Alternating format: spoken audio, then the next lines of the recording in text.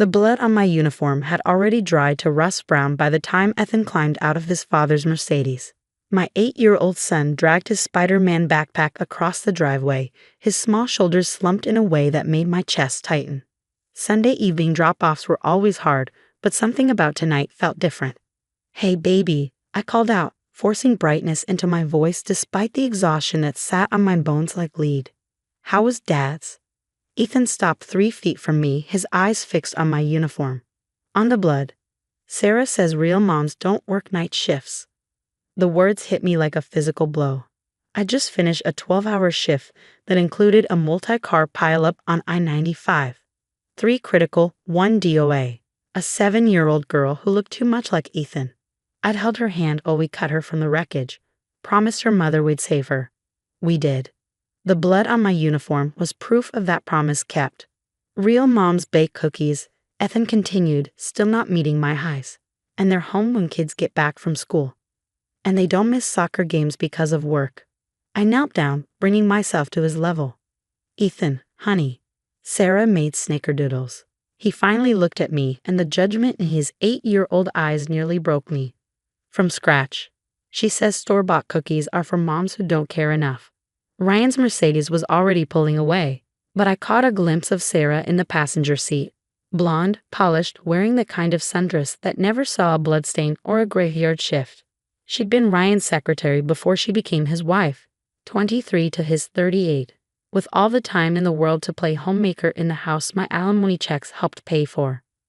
"Come on," I said quietly. "Let's get you inside. I'll make dinner." Frozen pizza again. The disdain in his voice wasn't his. It was learned. Practiced. "Actually, I made lasagna this morning before my shift. It's in the fridge." But he was already walking past me, careful not to let my bloody uniform touch him. I stood in my driveway for a long moment, watching the sun set over our small duplex. 2 years post-divorce, and I thought we found our rhythm. Ryan got weekends, I got weekdays. He got to be Disney dad with his new wife. I got homework and discipline and rushing from school pickup to night shifts. But we were making it work. Or so I thought. Inside, Ethan had already disappeared into his room. I peeled off my uniform, throwing it into the washing machine with the practiced efficiency of someone who cleaned blood out of fabric too many times to count. The shower was hot enough to hurt, but it couldn't wash away the echo of my son's words. Asterisk real moms don't work night shifts, asterisk. I'd become a paramedic before Ethan was born, back when Ryan claimed to admire my dedication to helping others. That admiration lasted exactly until I went back to work after maternity leave. Suddenly, my life-saving career became selfish. My irregular hours were abandonment.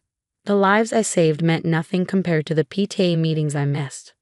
The lasagna reheated while I changed into clean clothes. I'd made it from scratch yesterday morning after getting home from a shift, before catching 4 hours of sleep.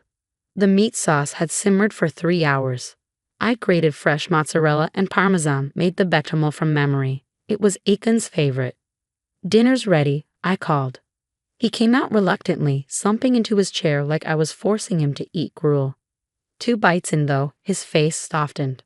"This is good, Mom." "Thanks, baby." I pushed my own portion around, appetite gone.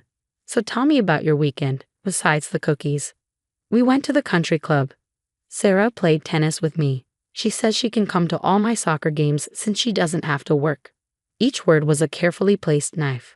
I wondered how long Sarah had been planting these seeds, how many weekend visits it had taken to turn my son against me. "That's nice," I managed. "You know I come to every game I can." "You missed the last 3. "I was working, Ethan, saving lives." He shrugged, 8 years old and already mastering his father's dismissive gestures. "Sarah says being a mom should be the most important job." I set down my fork carefully, reminding myself that he was 8. He was repeating what he'd been told. This wasn't really him. "Do you remember last month when your friend Jake's grandpa had a heart attack?" Ethan nodded wearily. "I was the paramedic who saved him. If I hadn't been working that night shift, Jake's grandpa might have died."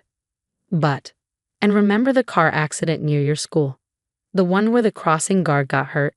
That was my partner Maria and me who helped her. She's back at work now because we were there. Ethan pushed lasagna around his plate, processing this. "Sarah says, I'd like to hear what you think, I interrupted gently, not what Sarah says. What do you think? He was quiet for so long, I thought he wouldn't answer. Then, I wish you were home more. I wish that too, baby, every single day. That night, after Ethan was asleep, I sat at my kitchen table with my laptop and a cup of coffee strong enough to strip paint. I'd been documenting everything since the divorce. Every missed child support payment, every time Ryan was late for pickup, every passive-aggressive text. But I'd never thought I'd need to document this. I started typing. Sunday, October 15th. Ethan returned from weekend visit expressing that Sarah says real moms don't work night shifts and real moms bake cookies. Child appeared distressed and withdrew from physical affection. Expressed criticism of my work schedule and career that mirrors ex-husband's previous complaints. The coffee turned cold as I typed, documenting every comment, every shift in my son's behavior over the past few months. The pattern emerged like a toxicology report, slow poisoning of a child's mind against his mother. Monday morning came too fast.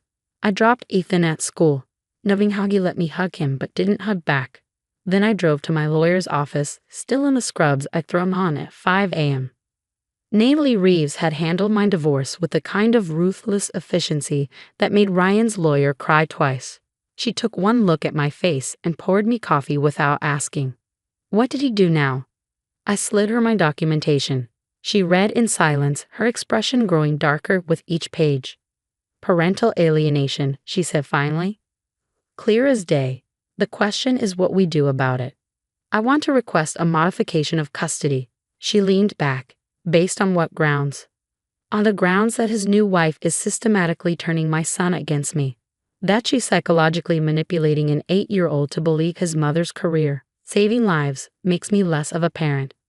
You have proof beyond these comments. I thought about Ethan's face, the careful way he'd avoided my uniform. What kind of proof do you need? More than hurt feelings, we need a pattern. Documentation. Maybe even recordings if Illinois law allows.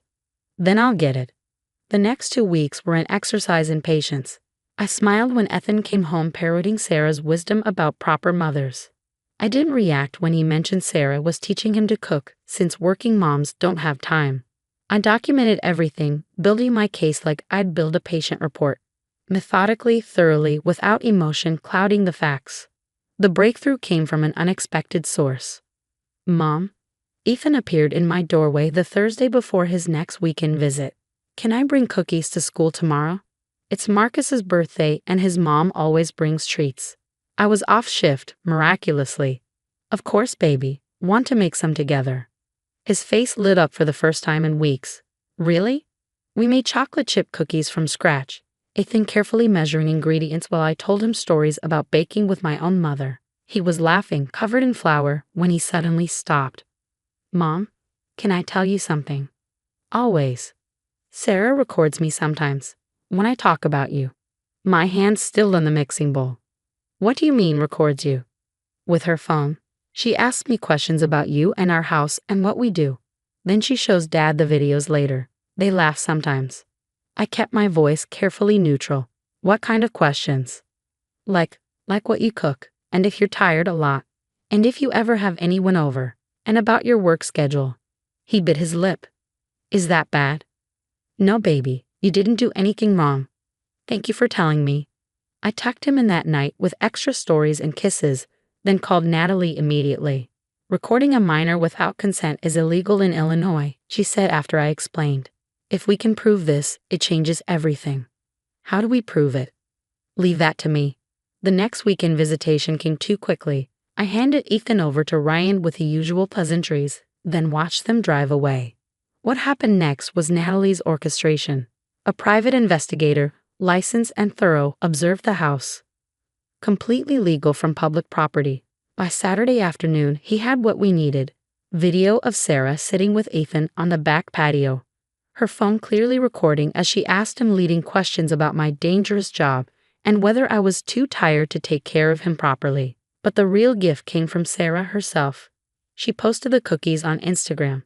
Not just any cookies, the ones Ethan and I had made together. She claimed them as her own creation, Hashtags including hashtag realmombaking, hashtag homemade with love, hashtag stepmomlife. The comments were a chorus of praise for her dedication to her son. I screenshot everything. Monday morning, we were back in court. Emergency hearing for custody modification based on parental alienation and illegal recording of a minor. Ryan showed up looking confused, Sarah nowhere to be seen. Your Honor, Natalie began, we have evidence that Mrs. Henderson has been systematically alienating my client's son against her, using manipulation and illegal recording to damage the mother-child relationship. The judge, Honorable Patricia Kim, a working mother of 3, reviewed our evidence with sharp eyes. The documentation, the PI's video, the Instagram post claiming my bonding activity with Ethan as Sarah's own. Mr. Henderson, Judge Kim's voice was arctic. Are you aware your wife has been recording your minor son without his mother's consent? Ryan's lawyer whispered frantically in his ear. I didn't know about any recording. And these social media posts claiming maternal activities that actually occurred at the mother's residence? More frantic whispering. Ryan's face had gone pale. Your Honor, his lawyer stood. My client was unaware of his wife's enthusiastic documentation of family life. Enthusiastic? Judge Kim's eyebrows rose. Is that what we're calling parental alienation now? The hearing lasted 2 hours. By the end, Ryan had thrown Sarah under the bus so completely I almost felt sorry for her. Almost. I'm modifying the custody arrangement, Judge Kim announced. Given the evidence of systematic alienation and illegal recording, weekend visitations will be supervised for the next 3 months. Mr. Henderson, you will attend co-parenting counseling with Ms. Martinez. Your wife is prohibited from being present during visitations until further notice. Your Honor, Ryan started. Furthermore, she continued, any evidence of continued alienation will result in full custody reverting to Ms. Martinez. Am I clear? Yes, Your Honor. As we left the courthouse, Natalie squeezed my shoulder. Sarah's cookies made excellent evidence. That night, I picked Ethan up from school in my uniform. I'd just come off shift. No blood this time, just exhaustion and the satisfaction of a life saved. Mom, he ran to me, no hesitation. Guess what? We learned about community helpers today, and I told everyone my mom's a paramedic. Mrs. Foster says you're a hero. Yeah? Yeah. And Marcus asked if you could come talk to our class about saving lives, and I said you work a lot, but you try because you always try for important stuff. I hugged him tight, feeling something inside me finally unclench. Sarah's not coming this weekend, he said quietly into my shoulder. Dad told me. How do you feel about that? He pulled back, considering. I think maybe real moms are the ones who show up even when they're tired, right? I think you're pretty smart for 8. Mom, I'm sorry I said those mean things about your job. You don't need to apologize, baby. You were trying to understand something complicated. Sarah made it seem simple. But it's not simple, is it? Important stuff usually isn't. I smoothed his hair, this wise child of mine. No, it's not. But we'll figure it out together. Always. That weekend, just Ethan and me, we baked cookies. Snickerdoodles because I'm petty, and they turned out better than Sarah's Instagram photos. We delivered them to the fire station where my partner Maria was on shift, letting Ethan see where Mom worked, the lives we saved, the family we built in fluorescent-lit stations and the back of ambulances. Real moms work night shifts, he asked, watching Maria check the equipment. Real moms do whatever it takes to care for their families and their communities, I said. Sometimes that means baking cookies. Sometimes it means saving lives. Sometimes it means doing both on 3 hours of sleep. He nodded solemnly, then broke into a grin. My mom does both. That makes you supermom. 6 months later, the supervised visitation was lifted. Ryan had completed co-parenting counseling and credit where due, had genuinely worked to repair the damage. Sarah was allowed back, with strict guidelines about appropriate step-parent behavior. She sent me a letter, once. A short apology that felt more like obligation than remorse. I didn't respond. Some bridges, once burned, weren't meant to be rebuilt. But Ethan and I were stronger. He understood now that love doesn't look like Pinterest-perfect cookies and country club afternoons. Sometimes love looks like a mother in blood-stained scrubs, coming home exhausted but still showing up. Sometimes it looks like frozen pizza after a double shift, eaten together while sharing stories about our days. Sometimes it looks like choosing to save lives, even when the world tells you real moms stay home. The cookies, though, we still make those from scratch, because real moms, we can do both. The phone's shrill ring pierced the quiet of our Sunday afternoon, shattering my peaceful reverie. I glanced at James, my husband of 30 years, who raised an eyebrow over his newspaper. With a sigh, I heaved myself off the couch, my 7-month pregnant belly making the simple act a chore. "Hello?" I answered, expecting my sister Laura's cheerful voice. Instead, I heard my younger brother Edward's excited chatter. "Helena, you won't believe it, I'm getting married." I blinked, momentarily stunned. "Married? Edward, that's wonderful. But isn't this a bit sudden? I didn't even know you were dating anyone seriously." "Oh, come on, sis. Don't be such a wet blanket. Rebecca's amazing. You'll love her when you meet her." I frowned, a nagging worry settling in my chest. "When exactly are you planning this wedding?" "Next month."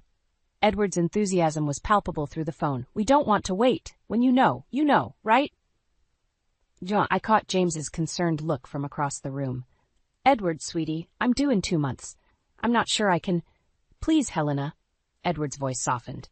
"It would mean the world to me if you were there. You're my big sister. I need you." My resolve crumbled at his plea. "All right, I'll be there, but promise me you'll be careful, okay?" After hanging up, I turned to James, who was already shaking his head. "You're not seriously considering traveling in your condition, are you?" I sank back onto the couch, my mind whirling. "I have to, James. Something doesn't feel right about this. Edward's always been impulsive, but this is extreme even for him." James set aside his paper and took my hand. "I understand your concern, but think about the baby. It's not safe for you to travel so close to your due date." I squeezed his hand, grateful for his concern. "I know the risks, but I can't shake this feeling. Edward needs me. I'll be careful, I promise." 2 weeks later, I found myself stepping off a plane in my hometown, my back aching and my feet swollen. I hadn't told Edward I was coming. I wanted to surprise him and maybe get a chance to assess the situation without the influence of his new fiancée. As I waddled through the airport, I spotted a familiar face. "Laura!" I called out, waving to my sister. Laura rushed over, her face a mix of joy and concern. "Helena, what on earth are you doing here? You shouldn't be traveling." I hugged her as best I could around my belly. "I had to come. Have you met this Rebecca?" Laura's expression darkened. "Once, she seemed nice enough, but there's something off about her, Helena. I can't put my finger on it." My worry deepened. If level-headed Laura had concerns, then my instincts were right. "Where's Edward now?" "At home, I think. Want me to drive you there?" 20 minutes later, we pulled up in front of Edward's modest bungalow. As we approached the front door, I heard raised voices from inside. "You can't invite her, Edward. She'll ruin everything." "She's my sister, Rebecca. Of course she's coming to the wedding." I exchanged a glance with Laura before knocking firmly on the door. The voices inside immediately hushed. Edward opened the door, his face lighting up with surprise and joy. "Helena, what are you doing here?" Before I could answer, a petite blonde woman appeared behind him, her eyes narrowing as she took in my pregnant form. "You must be the sister," she said, her voice dripping with false sweetness. "I'm Rebecca, Edward's fiancée." As I met her gaze, a chill ran down my spine. In that moment, I knew my journey here wasn't just about attending a wedding. It was about protecting my brother from a storm I could see brewing in Rebecca's eyes. The tension in Edward's living room was palpable as Rebecca's saccharine smile failed to reach her eyes. I forced a polite nod, my protective instincts kicking into overdrive. "Edward, can we talk?" I asked, my gaze never leaving Rebecca's face. "Privately?" My brother's warm hand on my shoulder guided me to the backyard, leaving Rebecca and Laura in an uncomfortable silence. As we stepped onto the patio, I couldn't shake the feeling of being watched. "Helena, I'm thrilled you're here, but what's going on?" Edward's brow furrowed with concern. "Is everything okay with the baby?" I took a deep breath, choosing my words carefully. "Edward, I'm worried about you. This wedding, it's all happening so fast. Are you sure about this?" His face clouded. "Not you two. I thought at least you'd be happy for me." "I want to be," I insisted, reaching for his hand. "But I barely know Rebecca, and from what I've seen so far, she seems intense." Edward pulled away, his eyes flashing with hurt. "You've known her for all of 5 minutes, Helena. How can you judge her like that?" "I'm not judging," I said softly. "I'm just asking you to slow down and think this through. Marriage is a big step, and you've only known her for what, a few months?" "When you know, you know," he repeated his earlier words, but this time they lacked conviction. I pressed on, my heart aching for my little brother. "What about her family? Have you met them? Do they approve of this whirlwind romance?" Edward's hesitation spoke volumes. "They're coming around. It's complicated." "Complicated how?" I probed gently. He sighed, running a hand through his hair. "Rebecca's parents are very traditional. They weren't thrilled about us living together before marriage.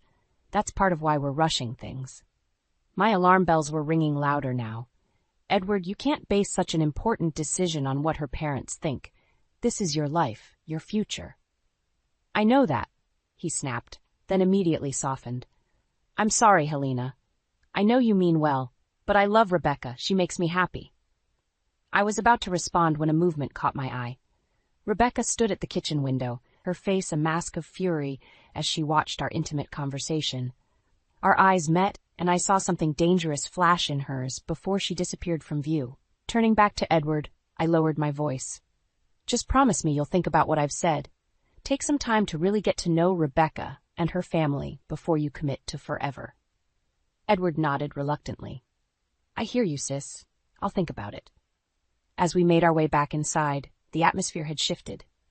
Rebecca stood in the center of the room, arms crossed, her earlier fake sweetness replaced by barely concealed hostility.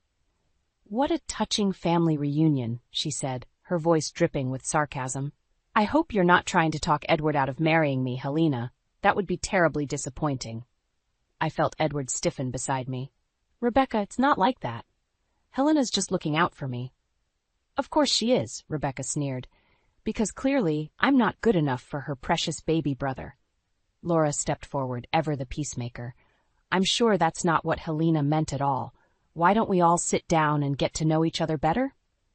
But Rebecca was on a roll.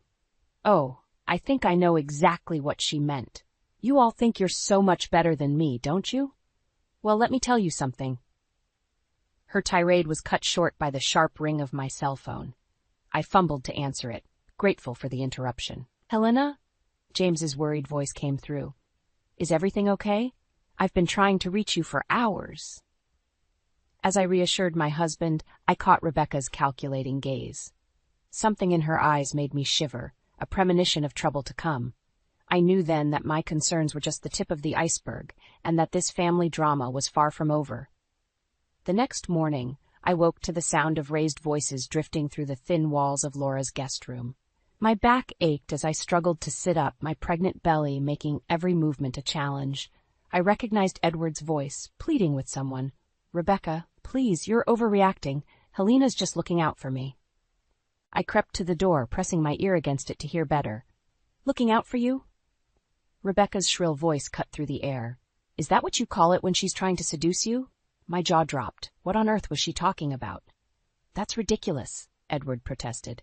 "She's my sister, for God's sake." "I saw the way she was touching you yesterday," Rebecca hissed.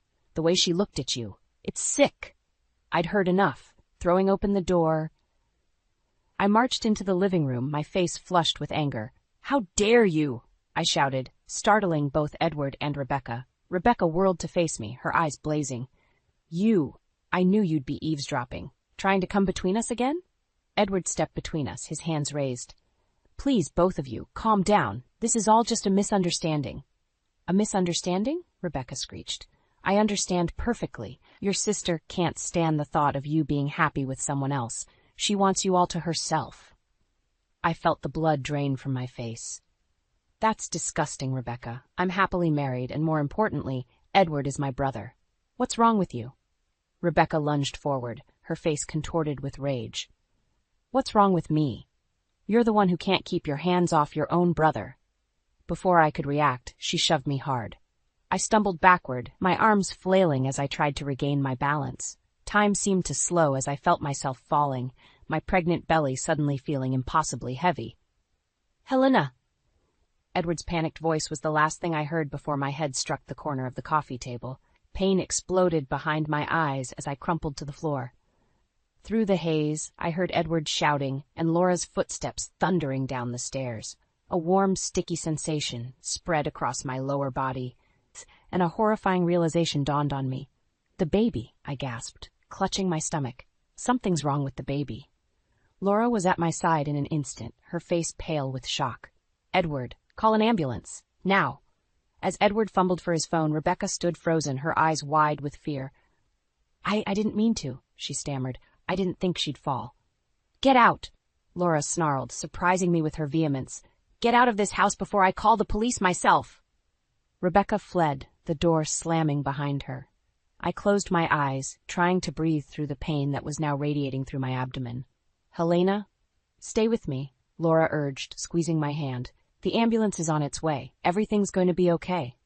But I knew it wasn't okay. The wetness beneath me was growing, and I could feel my consciousness slipping away. My last thoughts before darkness claimed me were of my unborn child and the family I might never see again. When I came to, the harsh fluorescent lights of a hospital room greeted me. The steady beep of monitors filled the air, and I felt the pull of an IV in my arm. Panic seized me as I remembered what had happened. My baby, I croaked, my throat dry and scratchy. Where's my baby? A nurse appeared at my side, her kind face etched with concern. Mrs. Thompson, you're awake. Try not to move too much. The doctor will be here shortly to explain everything. Please, I begged, tears welling in my eyes. Just tell me if my baby is okay. The nurse hesitated, and in that moment of silence, my world shattered. Whatever she was about to say, I knew our lives would never be the same again. The doctor's words echoed in my mind as I stared at the ceiling, trying to process everything. Mrs. Thompson, your baby is stable, but we're monitoring the situation closely. The fall triggered early labor, and we've managed to stop it for now. However, you'll need to remain here for observation. Relief washed over me, followed quickly by a surge of anger. Rebecca had nearly cost me my child. As I lay there, a soft knock at the door interrupted my thoughts. Come in, I called, expecting to see James or Laura. Instead, an older couple I didn't recognize entered the room. The woman's face was pinched with worry, while the man's expression was unreadable. Mrs. Thompson? The woman asked hesitantly. I'm Judy, and this is my husband Patrick. We're Rebecca's parents. My body tensed immediately. What are you doing here? Patrick stepped forward, his voice smooth and practiced. We wanted to express our deepest apologies for our daughter's behavior. What happened was inexcusable. I narrowed my eyes, suspicion creeping in. Where is Rebecca? Judy wrung her hands nervously. She's indisposed at the moment. We're handling this situation on her behalf. Handling it? I repeated, my voice rising. Your daughter assaulted me and put my baby at risk. This isn't something you can just handle. Patrick raised his hands in a placating gesture. We understand your anger, Mrs. Thompson. That's why we're here to discuss a settlement. The word hit me like a slap. A settlement? You think you can buy your way out of this? We're simply trying to make things right, Judy interjected. We're prepared to cover all your medical expenses and offer additional compensation for your pain and suffering. I couldn't believe what I was hearing. These people thought they could waltz in here and throw money at the problem their daughter had caused. I don't want your money, I said firmly. I want justice. Rebecca needs to face the consequences of her actions. Patrick's demeanor shifted, his eyes hardening. Mrs. Thompson, be reasonable. A legal battle would be messy and drawn out. It would cause stress for you and your unborn child. Surely, a quick and quiet resolution would be best for everyone? The implication was clear. They thought they could intimidate me into silence. But they had severely underestimated me. Get out, I said, my voice low and dangerous. Get out of my room right now before I call security. Judy looked panicked, but Patrick remained calm. Think about our offer, Mrs. Thompson. We'll be in touch. As they left, I pressed the call button for the nurse, my hands shaking with rage.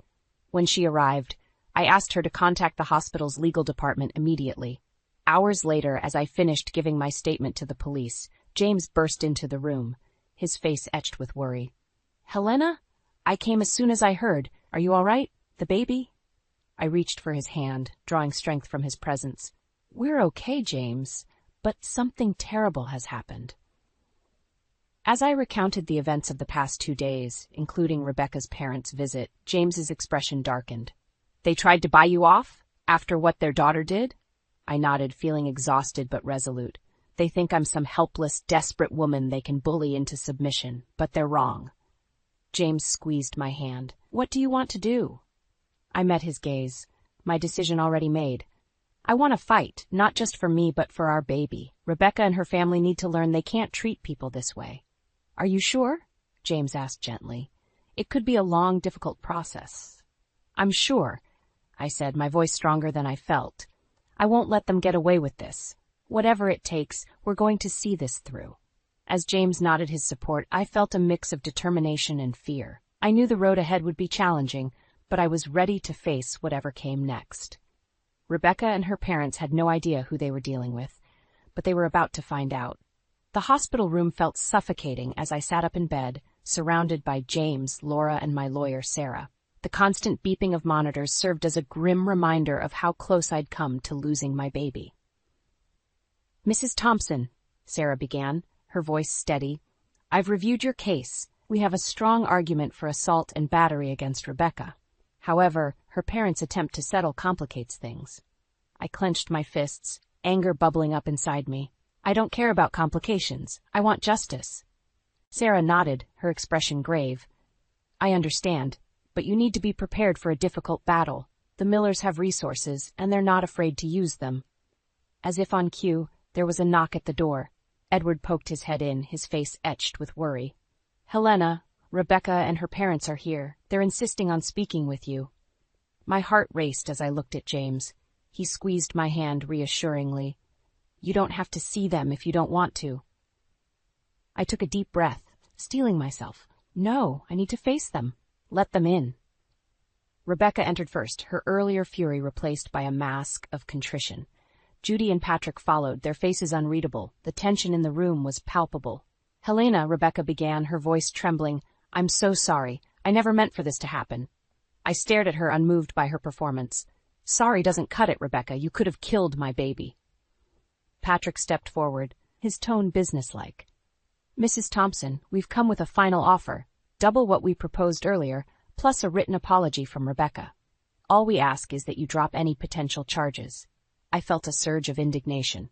You think you can just throw money at this problem and make it go away? Judy's facade cracked, revealing a hint of desperation. Please think about your family. A long legal battle will be stressful for everyone, especially in your condition. My condition? I spat, my anger boiling over. The condition your daughter put me in? Rebecca burst into tears, clinging to Edward's arm. Eddie, please tell her I didn't mean it. Tell her we can all move past this. I watched my brother's face, seeing the conflict in his eyes. For a moment, I feared he might side with them. But then Edward gently removed Rebecca's hand from his arm. I'm sorry, Rebecca, but what you did, it's unforgivable. Helena and her baby could have died. Rebecca's tears stopped abruptly, her expression hardening. Fine, if that's how you all want to play this, so be it. But remember, we tried to be reasonable. As they turned to leave, Patrick paused at the door. This is your last chance, Mrs. Thompson. Once we walk out, all offers are off the table. I met his gaze, my resolve stronger than ever. Get out, and don't come back unless it's with your lawyer. The door slammed behind them, leaving a heavy silence in the room. Laura was the first to speak, her voice filled with awe. Helena, that was incredible. But are you sure about this? I nodded, feeling a mix of exhaustion and determination. I'm sure. They need to learn they can't bully people into submission.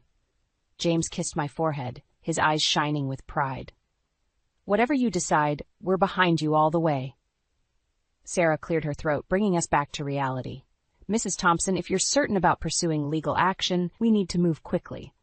The Millers won't waste time building their defense. As I looked around at my family's supportive faces, I felt a surge of strength. This fight wouldn't be easy, but I was ready for it. Rebecca and her parents had underestimated me, thinking I was just a vulnerable, pregnant woman they could intimidate. Little did they know, they had awakened a fierce determination in me. I would see this through, not just for myself, but for my baby and for anyone else who might fall victim to their manipulations in the future. Let's do this, I said to Sarah, my voice unwavering. It's time to show the Millers exactly who they're dealing with. The day of my hospital discharge arrived with a mix of relief and apprehension. As James helped me into the wheelchair, I couldn't shake the feeling that our ordeal was far from over. The halls seemed to stretch endlessly as we made our way to the exit, my hand protectively cradling my still swollen belly. Just as we reached the sliding doors, I heard a commotion behind us. My heart sank as I recognized Rebecca's shrill voice. "Helena, you can't do this to us." I turned to see Rebecca storming towards us, her parents trailing behind with panicked expressions. James stepped protectively in front of my wheelchair, his jaw clenched. "Rebecca, this isn't the time or place," he warned. She ignored him, her eyes wild with desperation. "You're ruining everything. Do you have any idea what you're doing to my family?" I felt a surge of anger, momentarily forgetting my physical discomfort. "What I'm doing to your family?" "You assaulted me, Rebecca. You put my baby at risk." Security guards approached, drawn by the escalating scene. Rebecca's father, Patrick, tried to pull her back, but she shrugged him off. "It was an accident," she screamed. "Why can't you just let it go?" Before I could respond, James stepped forward, his voice low and dangerous. "Let it go? My wife could have lost our child because of you. And now, I think it's time you knew something." He turned to me, his eyes seeking permission. I nodded, knowing what he was about to reveal.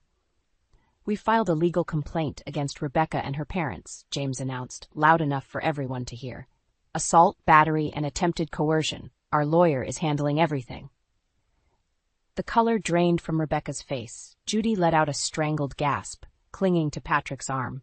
For a moment, the hospital lobby fell silent, the tension palpable. Then, Edward appeared, pushing through the gathering crowd. His eyes widened as he took in the scene before him. "What's going on here?" he demanded. Rebecca whirled to face him, tears streaming down her face. "Eddie, please, you have to stop them. Tell them it was all a misunderstanding." I watched my brother's face, seeing the conflict in his eyes. This was the moment of truth. Would he stand by his fiancée or choose his family? Edward's gaze moved from Rebecca to me, then back again. I held my breath, silently willing him to make the right choice. "I'm sorry, Rebecca," he said finally, his voice barely above a whisper. "But I can't defend what you did. It's over. The wedding, us, all of it." Rebecca's anguished wail echoed through the lobby. She lunged forward, her hands outstretched as if to grab Edward, but the security guards intercepted her. "You can't do this," she shrieked as they restrained her. "I love you, Eddie. We're meant to be together." As the guards escorted Rebecca and her shell-shocked parents away, I felt a wave of exhaustion wash over me. The adrenaline that had been keeping me going suddenly drained away, leaving me feeling weak and shaky. James knelt beside my wheelchair, concern etched on his face. "Helena, are you all right?" I nodded, unable to speak past the lump in my throat. Edward approached us slowly, his expression a mix of guilt and relief. "I'm so sorry," he said, his voice breaking. "I should have listened to you from the beginning. Can you ever forgive me?" I reached out and took his hand, squeezing it gently. "There's nothing to forgive, Edward. You're my brother, and I love you." As we finally made our way out of the hospital, I felt a glimmer of hope. The worst seemed to be behind us, but I couldn't shake the nagging feeling that Rebecca and her parents wouldn't give up so easily. Looking at James and Edward, I steeled myself for whatever might come next. We had weathered this storm together, and no matter what challenges lay ahead, I knew we would face them as a family. The days following my hospital discharge blurred together in a haze of legal meetings and family discussions. Edward had moved in with us temporarily, still reeling from his broken engagement. I could see the guilt eating away at him, despite our reassurances. One afternoon, as I sat on the porch trying to find a moment of peace, Edward joined me, his face etched with worry. "Helena," he began hesitantly, "Rebecca's been calling nonstop. She says she has something important to tell me." I felt a chill run down my spine. "Edward, you can't seriously be considering—" "I'm not," he interrupted, holding up his hands, "but she sounded different. Desperate. I'm worried she might do something drastic." Before I could respond, James burst through the front door, his face pale. "Helena, Edward, you need to see this." We followed him inside to find Laura staring at the TV, her hand covering her mouth in shock. On the screen, Rebecca stood outside our local courthouse, surrounded by reporters. I'm here to tell the truth, she announced, her voice trembling. Edward Thompson and his family have been manipulating and threatening me. They're trying to destroy my life because I wouldn't go along with their sick family dynamics. I felt the blood drain from my face as Rebecca continued her tirade, spinning a web of lies that painted us as the villains in her story. "Oh my God," Edward whispered, sinking onto the couch. "What have I done?" James muted the TV, his jaw clenched in anger. "This is slander. We need to call Sarah right away." As if on cue, my phone rang. It was our lawyer. "Mrs. Thompson, I assume you're seeing the news. We need to act fast. Can you come to my office immediately?" The next few hours were a whirlwind of activity. We met with Sarah, who outlined our options, her voice grave as she explained the potential ramifications of Rebecca's public accusations. "This could seriously impact your case," she warned, "not to mention the damage to your reputations. We need to counter this narrative quickly and decisively." As we left Sarah's office, a familiar voice called out, "Helena, James." I turned to see Judy and Patrick hurrying towards us, their faces a mix of desperation and shame. "Please," Judy begged. "You have to help us stop Rebecca. She's out of control." Patrick nodded, his earlier arrogance replaced by genuine fear. "We never meant for things to go this far. We just wanted to protect our daughter." I felt a surge of anger. Protect her? By letting her assault me and then trying to buy our silence? "We know we were wrong, Patrick and Rebecca. She's not well. She needs help, not a public spectacle." As they pleaded their case, I saw Edward's expression change. He pulled out his phone, his fingers flying over the screen. "Edward, what are you doing?" I asked, a sense of dread building in my stomach. He looked up, his eyes filled with determination. "Ending this, once and for all." Before any of us could stop him, he hit send on a tweet that would change everything. "I, Edward Thompson, hereby state that all accusations made by Rebecca Miller are false. She assaulted my pregnant sister, endangered my unborn niece-nephew, and is now attempting to manipulate the public. I have evidence to support this, which I will be sharing with the authorities." The silence that followed was deafening. Judy let out a choked sob, while Patrick's face drained of color. "Edward," I whispered, "do you realize what you've done?" He nodded, his expression a mix of relief and resignation. "I'm choosing my family, Helena. I'm choosing the truth." As we stood there, the weight of Edward's decision hanging in the air, I realized we had reached a point of no return. The climax of our family drama was unfolding, and there was no telling how it would end. My phone buzzed with an incoming call. Rebecca's number flashed on the screen. With a deep breath, I answered, bracing myself for whatever storm was about to break. As I answered Rebecca's call, her hysterical voice filled the air. "You've ruined everything. I'm coming for you, Helena. You'll pay for this." The line went dead, leaving us in stunned silence. James immediately called the police, while Edward and I exchanged worried glances. "We need to get you somewhere safe," Laura insisted, already gathering our things. But before we could leave, a commotion outside caught our attention. Through the window we saw Rebecca's car screeching to a halt in front of the house. She stumbled out, her eyes wild and unfocused. "Edward!" she screamed. "How could you betray me like this?" We watched in horror as she pulled something from her purse. A glint of metal that made my blood run cold. A gun. James moved to block the door, but Edward pushed past him. "I have to face her," he said, his voice trembling but determined. As Edward stepped outside, I felt a surge of protective instinct. Despite James's protests, I followed my brother, my heart pounding. "Rebecca," Edward called out, his hands raised. "Please, put the gun down. We can talk about this." Rebecca's laugh was hollow, bordering on maniacal. "Talk? It's too late for that. You've taken everything from me." I stepped forward, ignoring James's frantic whispers to come back. "Rebecca, this isn't the way. Think about what you're doing." Her gaze snapped to me, eyes blazing with hatred. This is all your fault. You turned him against me." Time seemed to slow as Rebecca raised the gun, aiming directly at me. I heard James's shout, saw Edward lunge forward, but all I could focus on was the barrel pointed at my swollen belly. In that moment, a strange calm washed over me. I met Rebecca's gaze, my voice steady. "Is this really who you want to be, Rebecca? Someone who would harm an innocent child?" Something flickered in her eyes, a moment of doubt, of humanity breaking through the madness. Her hand trembled. Suddenly, sirens pierced the air. Rebecca's head whipped around, panic replacing rage. As she turned back, Edward tackled her to the ground. The gun skittered across the pavement as police cars swarmed the scene. In the chaos that followed, I found myself enveloped in James's arms, his tears mingling with mine. Laura rushed to us, her face pale but relieved. As the police led Rebecca away, I caught a glimpse of her face. The mask of anger had crumbled, leaving behind a lost, broken woman. For a moment, I felt a twinge of pity. Judy and Patrick approached us, their faces etched with shame and regret. "We're so sorry," Judy sobbed. "We never imagined it would come to this." I took a deep breath, years of tension and fear finally releasing. It's over now. We all have healing to do. In the weeks that followed, our family began the long process of recovery. Rebecca was charged and entered a psychiatric facility. Edward threw himself into therapy, working through his guilt and heartbreak. As for me, I found strength I never knew I possessed. The ordeal had tested us all, but it had also brought us closer together. James and I welcomed our beautiful daughter Lily into the world, a symbol of hope and new beginnings. One afternoon, as I sat on the porch with Lily in my arms, Edward joined me. His eyes, once clouded with pain, now held a quiet peace.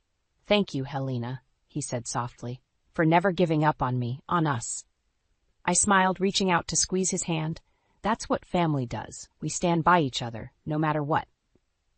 As we sat there, watching the sun set on another day, I felt a profound sense of gratitude. We had weathered the storm, faced our demons, and come out stronger on the other side. Life would never be perfect, but with love, forgiveness, and the unbreakable bonds of family, we could face whatever challenges lay ahead. Our story wasn't just one of revenge or justice. It was a testament to the resilience of the human spirit and the enduring power of love.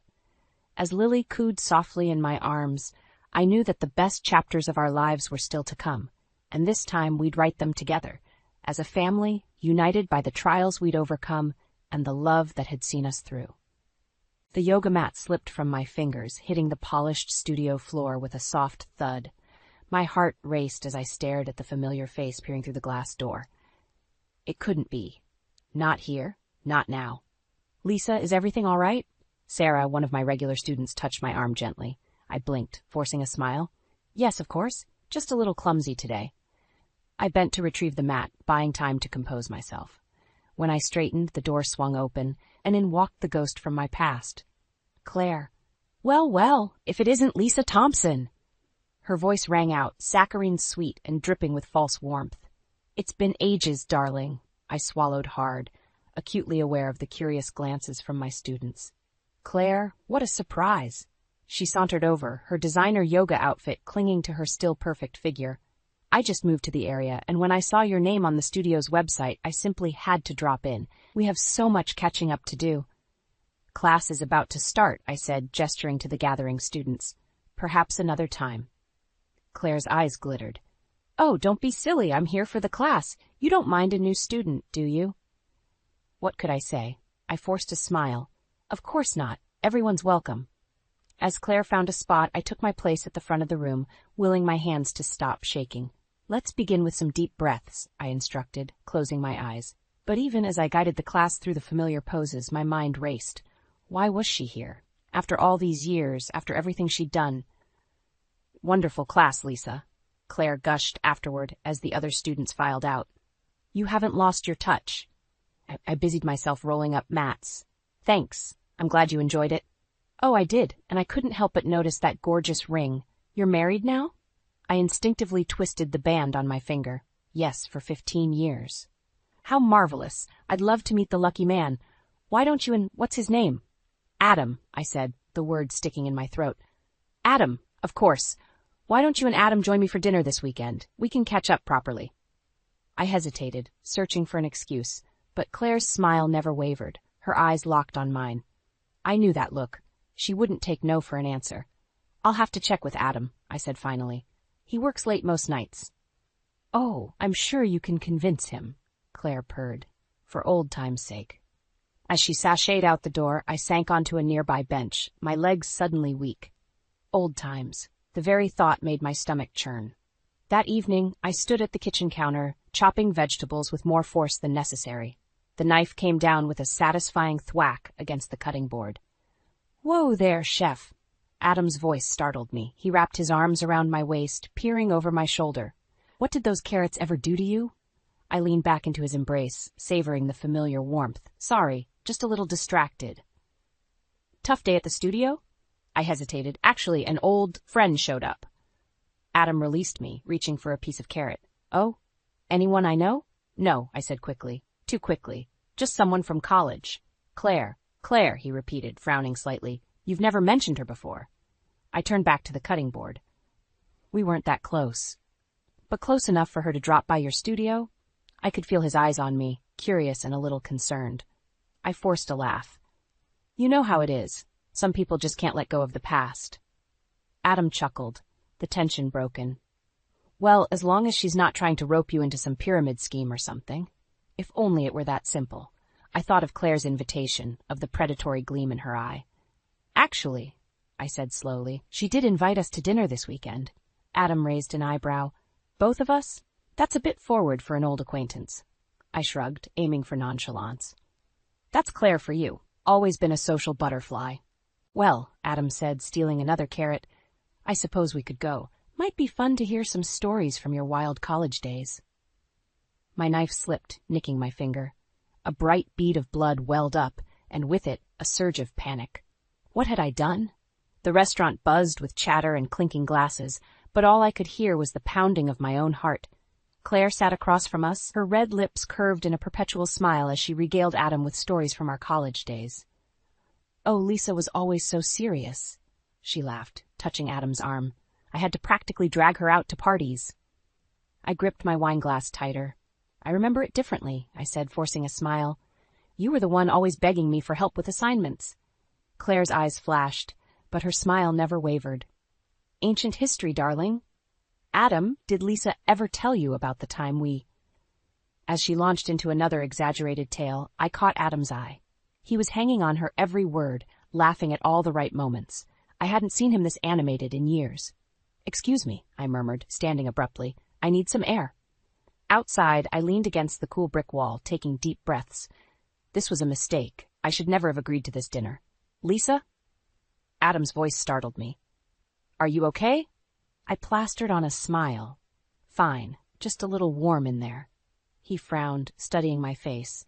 You've been acting strange all night. What's going on?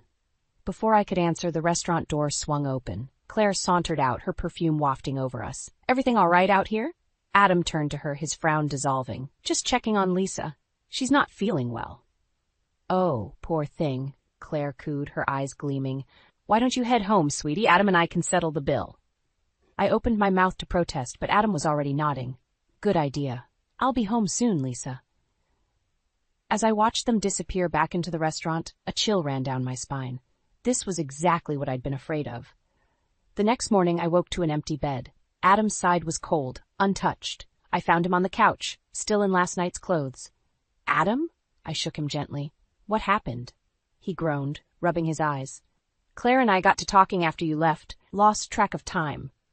Talking? I echoed, my stomach churning. Until dawn? He sat up, defensive. It's not a big deal, Lisa. We were catching up. Catching up? You barely know her. Well, maybe I'd like to, he snapped. She's actually interesting to talk to. The words hit me like a slap. I stepped back, hurt and anger warring inside me. And I'm not? Adam sighed, running a hand through his disheveled hair. That's not what I meant. It's just... When was the last time we did anything spontaneous? Anything fun?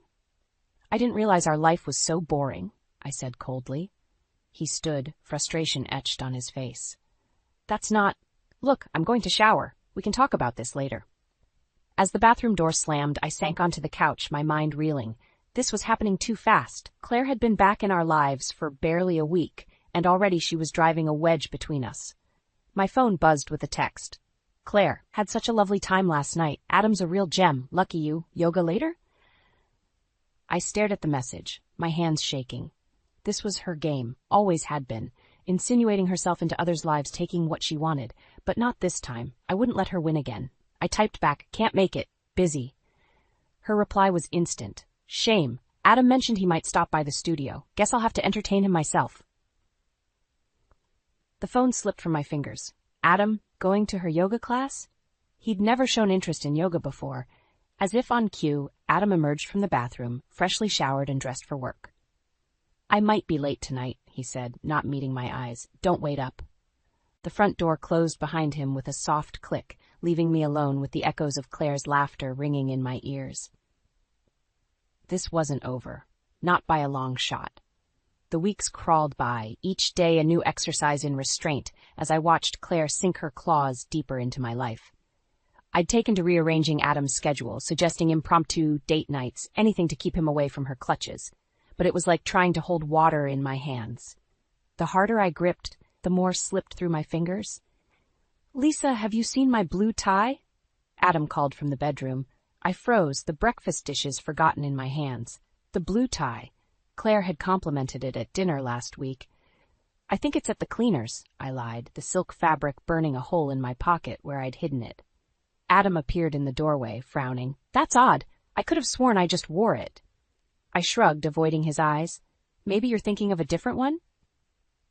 He studied me for a moment, then sighed. "Never mind. I'll wear the red one." As he left for work, I sagged against the counter, guilt and fear warring in my chest. What was I becoming? Later that day, I arrived at the studio early, hoping to center myself before class. But as I approached the door, I heard familiar voices inside. "Oh, Adam, you're a natural." Claire's laughter drifted through the crack. "Who knew you had such flexibility?" My hand froze on the doorknob. "Adam, here?" I pushed the door open to find them tangled together on a yoga mat, Claire's hands on Adam's hips as she adjusted his pose. They sprang apart at my entrance, Adam's face flushing red. "Lisa," he stammered. I thought I'd try out a class. Claire was just showing me some basics." I bet she was. I plastered on a smile, my voice sickly sweet. How thoughtful of her. But class doesn't start for another hour. Claire stood, smoothing her yoga pants. "Oh, we were just having a private session. Adam mentioned he was curious, and well, you know me, always happy to help a friend." Friend. The word dripped with insinuation. I turned to Adam, my smile brittle. "Honey, why didn't you tell me you wanted to try yoga? I would have been happy to teach you." He shifted uncomfortably. I wanted to surprise you. Thought it might be fun to share your passion." "How sweet," Claire cooed. "Isn't he just the most thoughtful husband, Lisa?" I gritted my teeth. "The very best. Now, if you'll excuse us, I need to set up for class." As Claire sauntered out, I busied myself with mats and blocks, unable to look at Adam. He hovered nearby, clearing his throat. "Lisa, You should get going." I cut him off. "Wouldn't want to be late for work." He hesitated, then nodded. "Right. I'll see you tonight?" I didn't answer, focusing on aligning the mats with military precision. The door closed softly behind him, and I finally allowed myself to breathe. That evening, I sat at my vanity, mechanically brushing my hair. In the mirror, I watched Adam putter around the room, guilt etched on his face. "Lisa," he began, "about today." "It's fine," I interrupted, the brush moving faster. "You wanted to try yoga. There's nothing wrong with that." He sat on the bed, sighing. "I know you're upset, but Claire's just being friendly. You're reading too much into this." The brush clattered to the floor. I whirled to face him, years of pent-up frustration boiling over. "Friendly? Adam, she's practically throwing herself at you. How can you be so blind?" "You're being paranoid," he snapped. "Claire's not like that. Maybe if you gave her a chance." "A chance," I laughed bitterly. "I've known her a lot longer than you have. Trust me, this is exactly like her." Adam stood, his face hardening. "I think I can judge someone's character for myself, Lisa. I'm not some naive schoolboy you need to protect." As he stormed out of the room, I turned back to the mirror, barely recognizing the woman staring back at me. This couldn't go on. Something had to give. My phone buzzed with a text from Claire. "Great seeing Adam today. He's such a quick learner. Drinks tomorrow?" I stared at the message, a plan forming in my mind. Two could play at this game. It was time to beat Claire at her own twisted game. I stood in the doorway of our bedroom, my world crumbling around me. The sight before me was unmistakable. Claire draped across our bed, her blonde hair fanned out on my pillow. And Adam hastily buttoning his shirt, his face a mask of guilt and defiance. "Lisa," he started, but I held up a hand, silencing him. Claire sat up, a triumphant smirk playing on her lips. "Oh, darling, did we forget to lock the door?" The casual cruelty in her voice snapped something inside me. I lunged forward, my hand connecting with her cheek in a resounding slap. She reeled back, shock replacing her smug expression. Lisa. Adam grabbed my arm, pulling me away. What the hell are you doing? I wrenched free from his grasp, my voice low and dangerous. What am I doing? What are you doing, Adam? In our bed? With her. Claire rubbed her cheek, her eyes glittering with malice. Now, Lisa.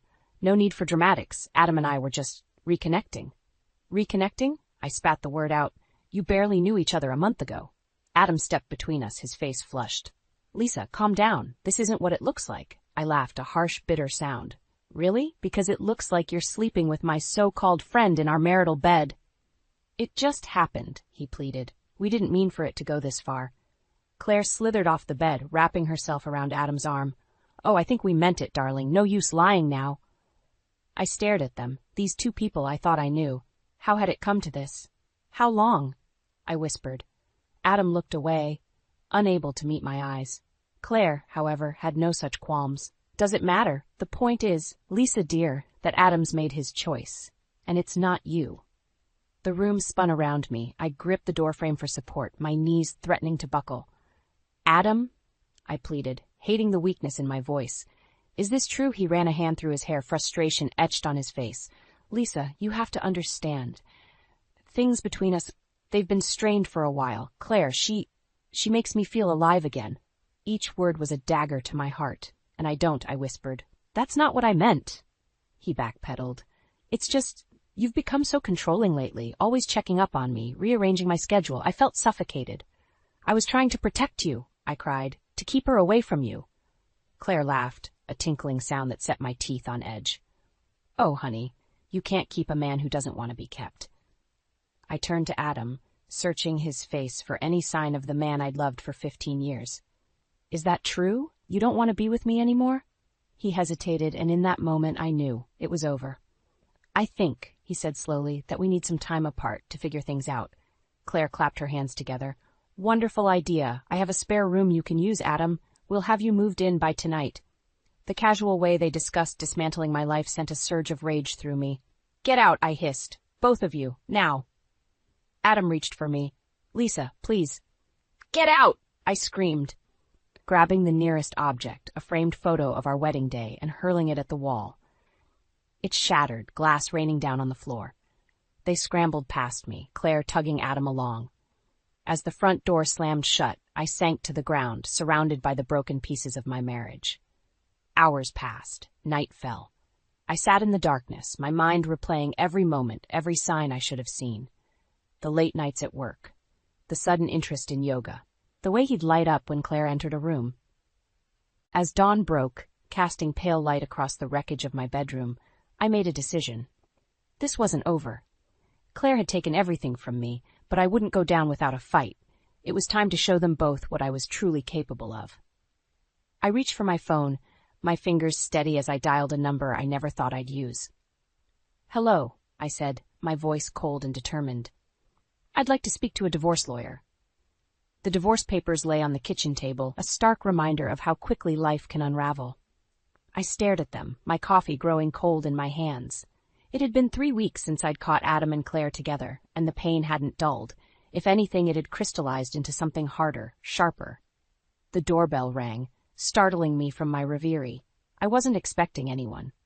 As I opened the door, my heart sank. Claire stood there, looking infuriatingly perfect in a sundress that probably cost more than my monthly yoga studio rent. Lisa, darling, she cooed, pushing past me into the house. We need to talk. I clenched my fists, fighting the urge to shove her back out. There's nothing to talk about, Claire. You won. Congratulations. She laughed, the sound grating on my nerves. Oh, honey, this isn't about winning or losing. It's about moving forward. I followed her into the kitchen, watching as she eyed the divorce papers. Moving forward? I echoed. Is that what you call destroying someone's marriage? Claire turned to me, her expression a mask of false sympathy. Lisa, let's be honest, your marriage was over long before I came along. I just expedited things. You manipulative bye. She held up a hand, cutting me off. Now, no need for name-calling. I'm here to help, believe it or not. A laugh. Help? How could you possibly help me? Claire's eyes glittered. By offering you a way out, a clean break, so to speak. She reached into her purse, pulling out a thick envelope. Adam feels terrible about how things ended. He wants to make it right. I stared at the envelope, suspicion gnawing at me. What is that? A settlement offer, Claire said smoothly. Quite generous, really. Enough for you to start over somewhere new, away from all this unpleasantness. My hand trembled as I took the envelope. Inside was a check with more zeros than I'd ever seen in my life. For a moment I was tempted to take the money and run, leave this whole mess behind. But then I looked at Claire's smug face, and something inside me snapped. You think you can buy me off? I hissed, ripping the check in half. That I'll just disappear and let you two live happily ever after? Claire's smile faltered. Don't be foolish, Lisa. This is the best offer you're going to get. I stepped closer, my voice low and dangerous. You have no idea what I'm capable of, Claire. You think you've won? This is just the beginning. For the first time, I saw a flicker of uncertainty in her eyes. What are you talking about? I smiled, cold and hard. You'll see. Now get out of my house. As the door slammed behind her, I sank to the floor, my mind racing. I'd acted tough, but the truth was I had no idea what to do next. How could I possibly fight back against Claire and Adam? My phone buzzed with a text. Unknown number. Heard about what happened. I'm so sorry, Lisa. If you need someone to talk to, I'm here. David.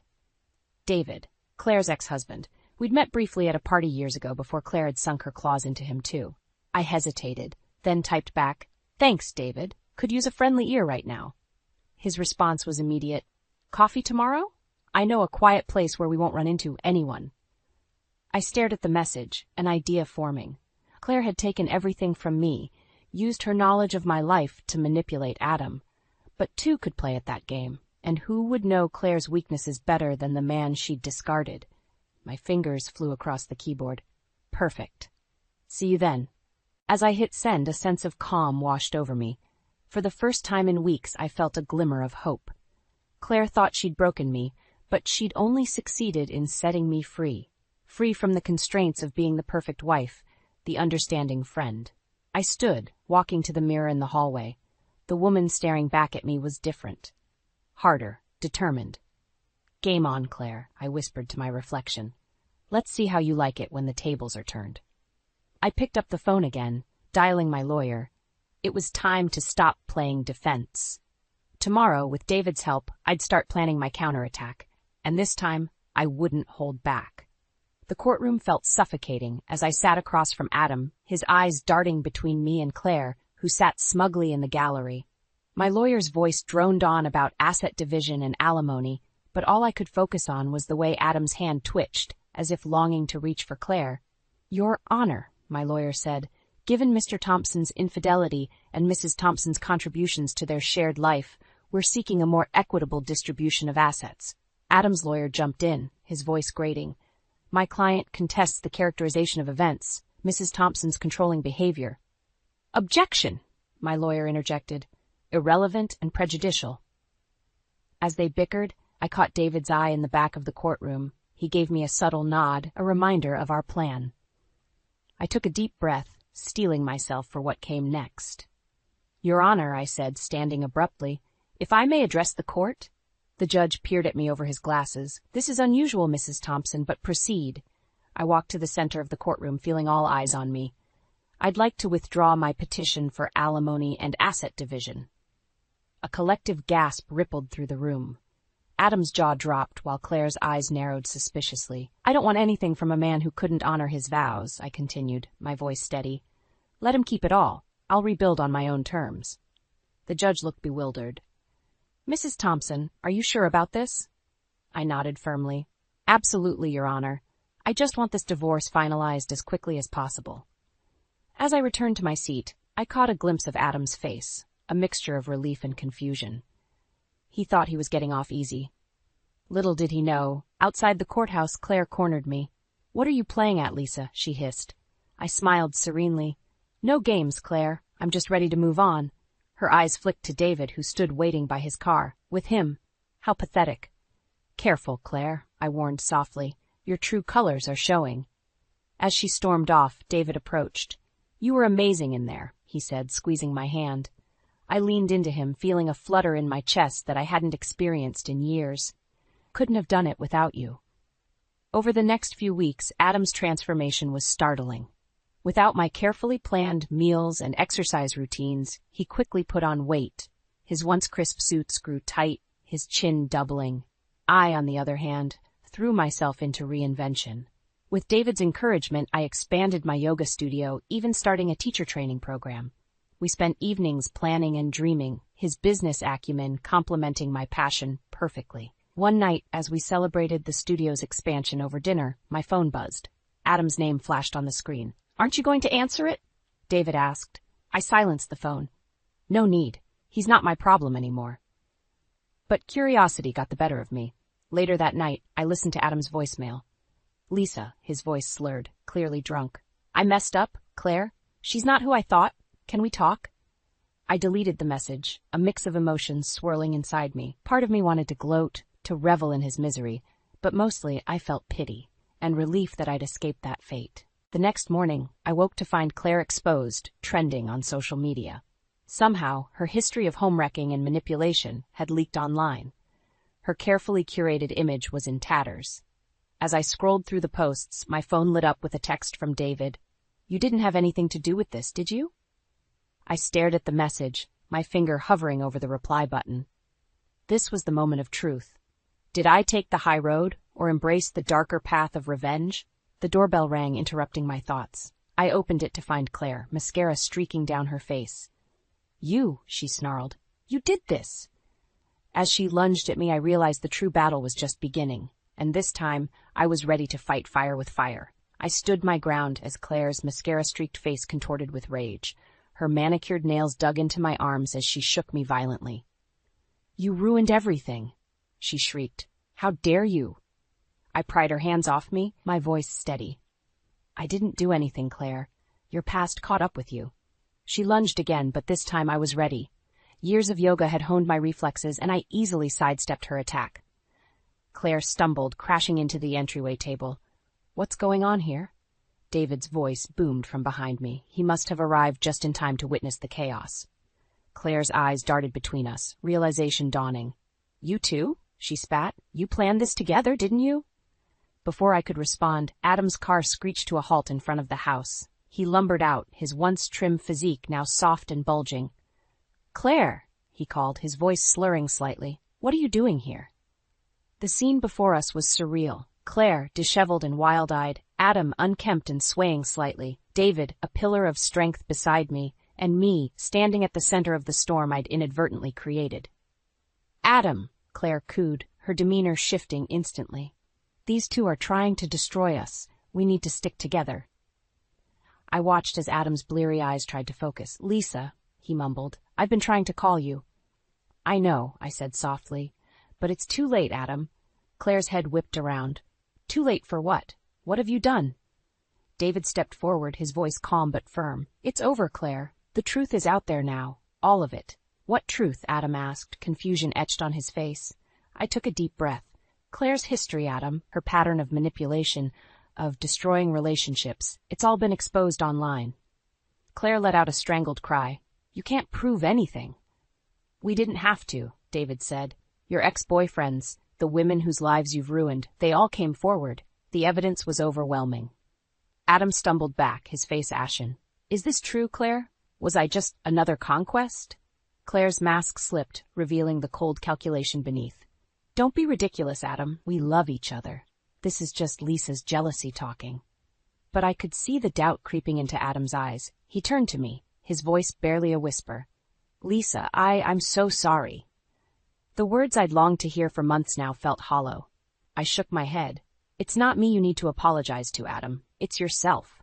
Claire, sensing she was losing control, made one last desperate attempt. She lunged at me again, her nails raking across my cheek. I stumbled back, shocked by the sudden attack. David moved to intervene, but I held up a hand. "No," I said firmly. "This ends now." I straightened, looking Claire directly in the eye. "You've taken enough from me, Claire. My marriage, my trust, my peace of mind. But you know what? You can't take my dignity, or my strength." I turned to Adam. "And you. I loved you for 15 years, but I won't waste another moment on someone who couldn't see my worth." With trembling hands, I reached for my phone. "I'm calling the police. Claire, you can explain your assault to them." Claire's face drained of color. "You wouldn't dare." "Try me," I said, my finger hovering over the dial button. The tension in the air was palpable. Adam looked lost, his world crumbling around him. Claire's eyes darted frantically, searching for an escape, and David stood tall beside me, a silent pillar of support. As I pressed call, I felt a strange sense of calm wash over me. This was it, the moment everything changed. The life I'd known was gone, shattered by betrayal and lies. But from the ashes, something new was emerging, something stronger. The operator's voice crackled through the phone. 911, what's your emergency? I took a deep breath, ready to face whatever came next. I'd like to report an assault. 1 year later, I stood at the entrance of my expanded yoga studio, watching as students filed in for the grand reopening. The past 12 months had been a whirlwind of change, growth, and unexpected blessings.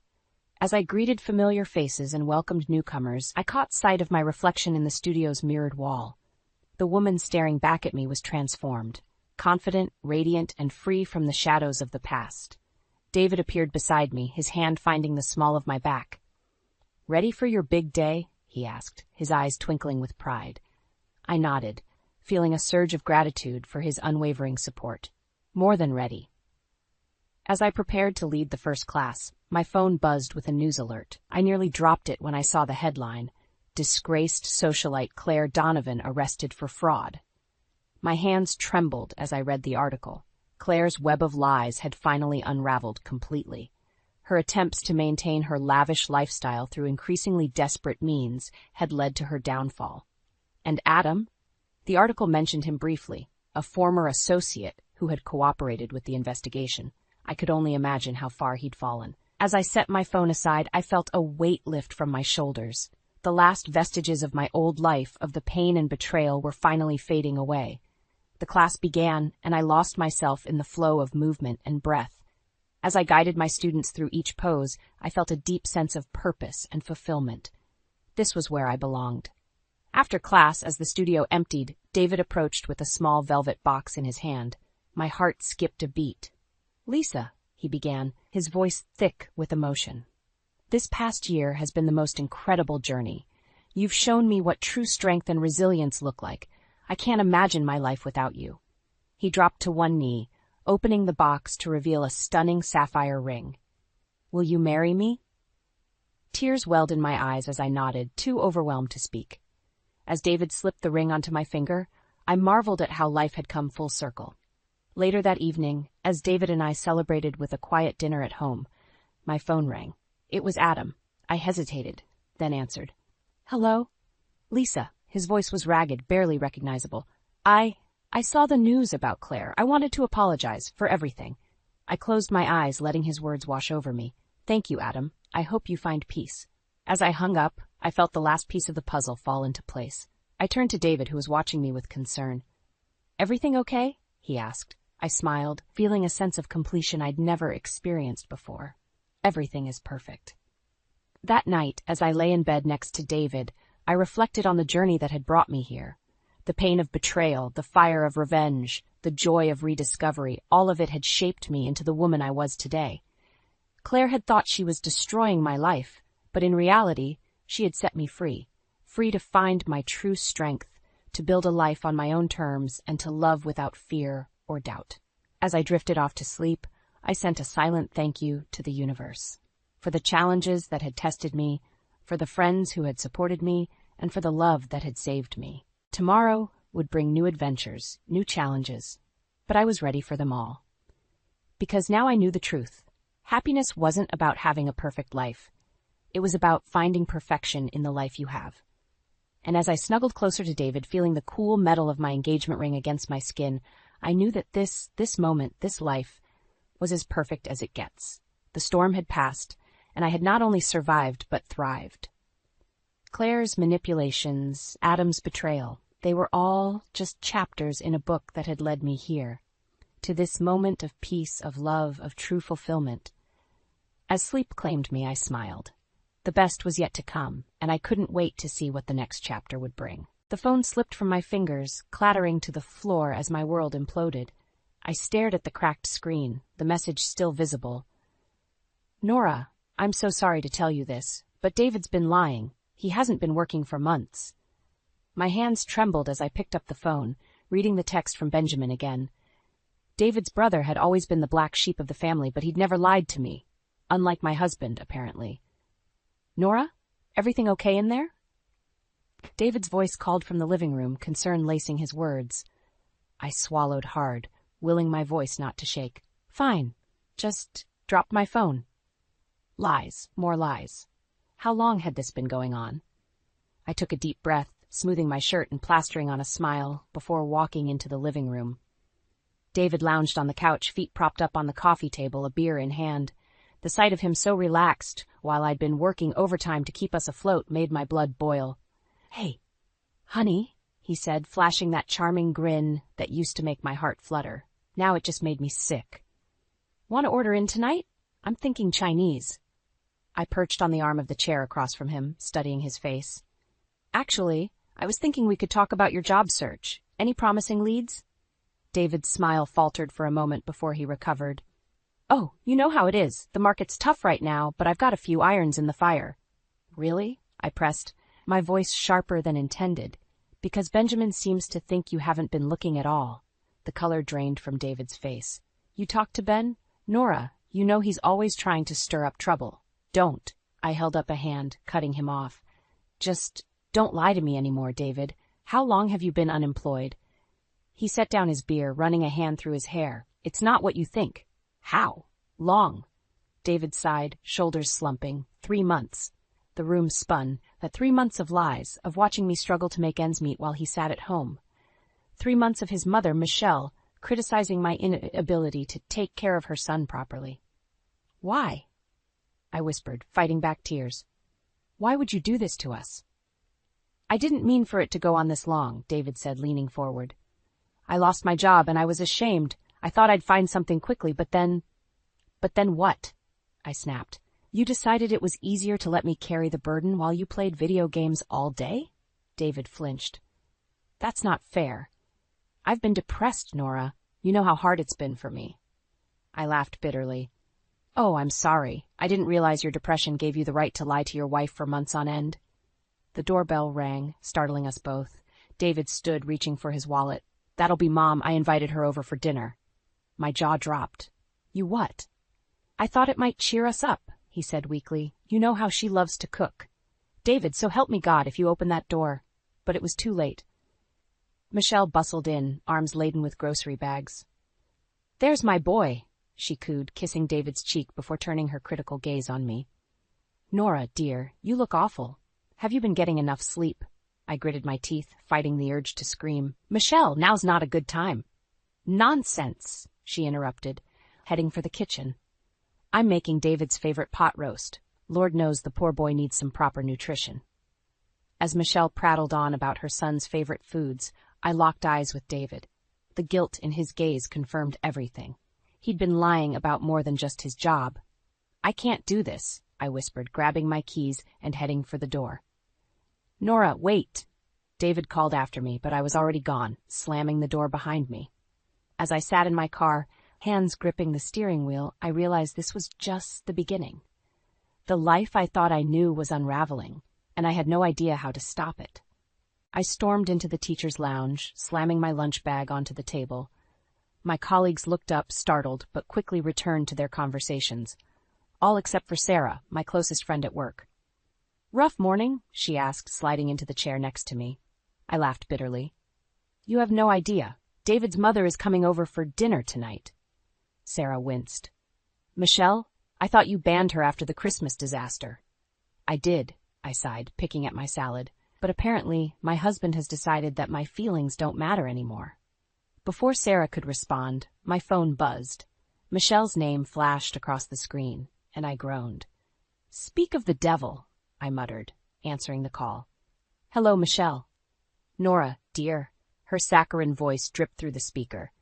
I was just calling to make sure you remembered to pick up David's dry cleaning. You know how he likes his shirts pressed just so. I gritted my teeth. Michelle, David can pick up his own dry cleaning. I'm at work. Oh, that's right, she clucked. I forget you insist on working. It must be so difficult for David not having a proper homemaker for a wife. My knuckles turned white as I gripped the phone. I have to go, Michelle. I'll see you at dinner. I hung up before she could respond, my hands shaking with rage. Sarah touched my arm. Nora, you okay? No, I whispered. I'm really not. The rest of the school day passed in a blur. As I pulled into our driveway that evening, I steeled myself for the battle ahead. The smell of roasting meat hit me as soon as I opened the front door. There you are, Michelle called from the kitchen. I was beginning to worry you'd forgotten about us. I found her at the stove, stirring a pot while David set the table. He gave me a sheepish smile, which I ignored. How thoughtful of you to start dinner, Michelle, I said, my voice dripping with sarcasm. I'm sure David appreciates having his mommy take care of him. Michelle turned, her eyes narrowing. Well, someone has to, dear. Lord knows you're too busy with your little job to properly care for my son. My little job? I sputtered. You mean the one that's been paying all our bills for the past 3 months? David's head snapped up. Nora, please. No, David. I cut him off. I'm done pretending everything's fine. Your mother needs to know the truth. Michelle looked between us, confusion etched on her face. What truth? David, what is she talking about? I laughed humorlessly. Go ahead, David. Tell your mother how you've been lying about having a job. Tell her how you've let me struggle to keep us afloat while you sit around all day. The color drained from Michelle's face. Is this true, David? David hung his head. Mom, I can explain. Oh, I'm sure you can, I snapped. Just like you can explain why you keep spending money we don't have on fancy dinners with your mother. Michelle gasped. David, you told me those dinners were business meetings. They were, David protested weakly. Sort of. I was networking. I shook my head in disbelief. Networking? Is that what you call drinking expensive wine and complaining about your horrible wife? Michelle bristled. Now, see here, Nora. I won't have you speaking to my son that way. If you were a better wife, perhaps he wouldn't be in this situation. Something inside me snapped. Get out, I said, my voice low and dangerous. Excuse me, Michelle sputtered. I said, get out, I shouted, pointing at the door. Both of you. I can't do this anymore. David reached for me. Nora, please, let's talk about this. I jerked away from his touch. There's nothing left to say, David. I want you and your mother out of this house. Now. As they gathered their things, Michelle muttering about ungrateful daughters-in-law, I sank onto the couch, my head in my hands. The door closed behind them, and for the first time in months I allowed myself to cry. My phone buzzed, and I looked down to see a text from Benjamin. How'd it go? Did you confront him? I took a shaky breath, typing out my response. It's over, Ben. I kicked them both out. His reply came quickly. Good, you deserve better, Nora. Both of you do. Both of us? What did he mean by that? As I stared at the cryptic message, a horrible suspicion began to form in my mind. There was more to this story than I realized, and I was determined to uncover the truth. I stared at the pregnancy test in my trembling hands, the 2 pink lines mocking me. This couldn't be happening. Not now, not with everything falling apart around me. A knock at the bathroom door made me jump. Nora, you okay in there? David's voice called out, concern lacing his words. I quickly shoved the test into my pocket. Fine. I called back, my voice higher than usual. Just a minute. I splashed water on my face, trying to compose myself before facing my husband. When I opened the door, David was leaning against the wall, arms crossed. You've been in there for 20 minutes. He said softly. What's going on? I brushed past him, heading for the kitchen. Nothing. I'm fine. David followed, his brow furrowed. Nora, please, talk to me. I know things have been tense lately, but I whirled around, anger suddenly bubbling up. Tense? That's what you call this? You've been lying to me for months, David. Your mother treats me like dirt, and now... I trailed off, my hand unconsciously moving to my stomach. David's eyes widened. Now what? Nora, are you... I nodded, tears spilling over. I'm pregnant. The silence that followed was deafening. David stumbled backward, sinking into a chair. But how? I mean, we've been trying for so long. I know, I whispered. Believe me, I know. David reached for my hand, but I pulled away. This is wonderful news, isn't it? He asked, his voice uncertain. I laughed bitterly. Is it? We can barely afford to feed ourselves, David. How are we supposed to raise a child? I'll get a job, he said quickly. I promise. Nora, I'll start looking today. I shook my head. You've been saying that for months. Why should I believe you now? Before David could respond, my phone buzzed. A text from Benjamin. "We need to talk. Can you meet me at the coffee shop on 5th? I grabbed my keys. "I have to go." David stood, reaching for me. "Nora, wait, we need to discuss this." "There's nothing to discuss," I snapped. "You lied to me, David, for months, and now I don't know if I can trust anything you say." I stormed out, leaving David calling after me. 20 minutes later, I slid into a booth across from Benjamin. His face was grim. "What's going on, Ben?" I asked, my stomach churning. "What did you mean when you said both of us deserve better?"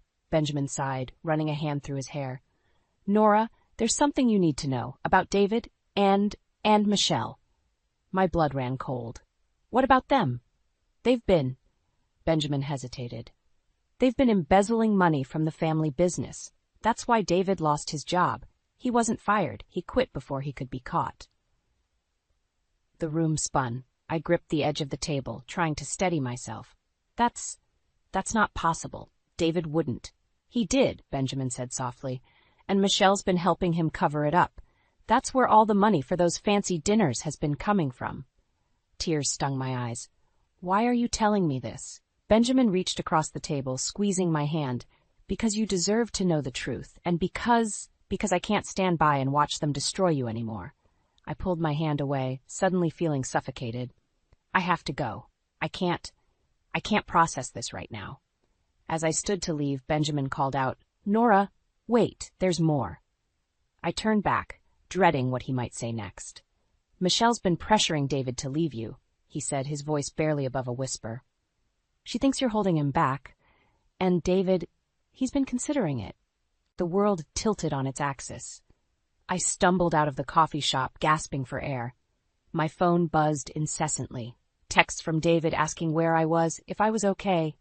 But all I could think about was the life growing inside me, and the web of lies that surrounded us. How could I bring a child into this mess? As I sat in my car, hands gripping the steering wheel, I made a decision. It was time to take control of my life, with or without David. And the first step was facing the truth, no matter how painful it might be.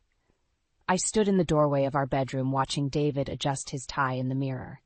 The sight of him dressing up made my stomach churn. "Another networking dinner?" I asked, my voice dripping with sarcasm. David's eyes met mine in the reflection. "Nora, please, not now." "Then when, David?" I snapped, stepping into the room. "When are we going to talk about the fact that you're spending money we don't have on fancy dinners while I'm working overtime to keep us afloat?" He turned to face me, his expression a mix of guilt and defiance. "I told you, these dinners are important. I'm making connections, trying to find a new job." I laughed bitterly. "Right?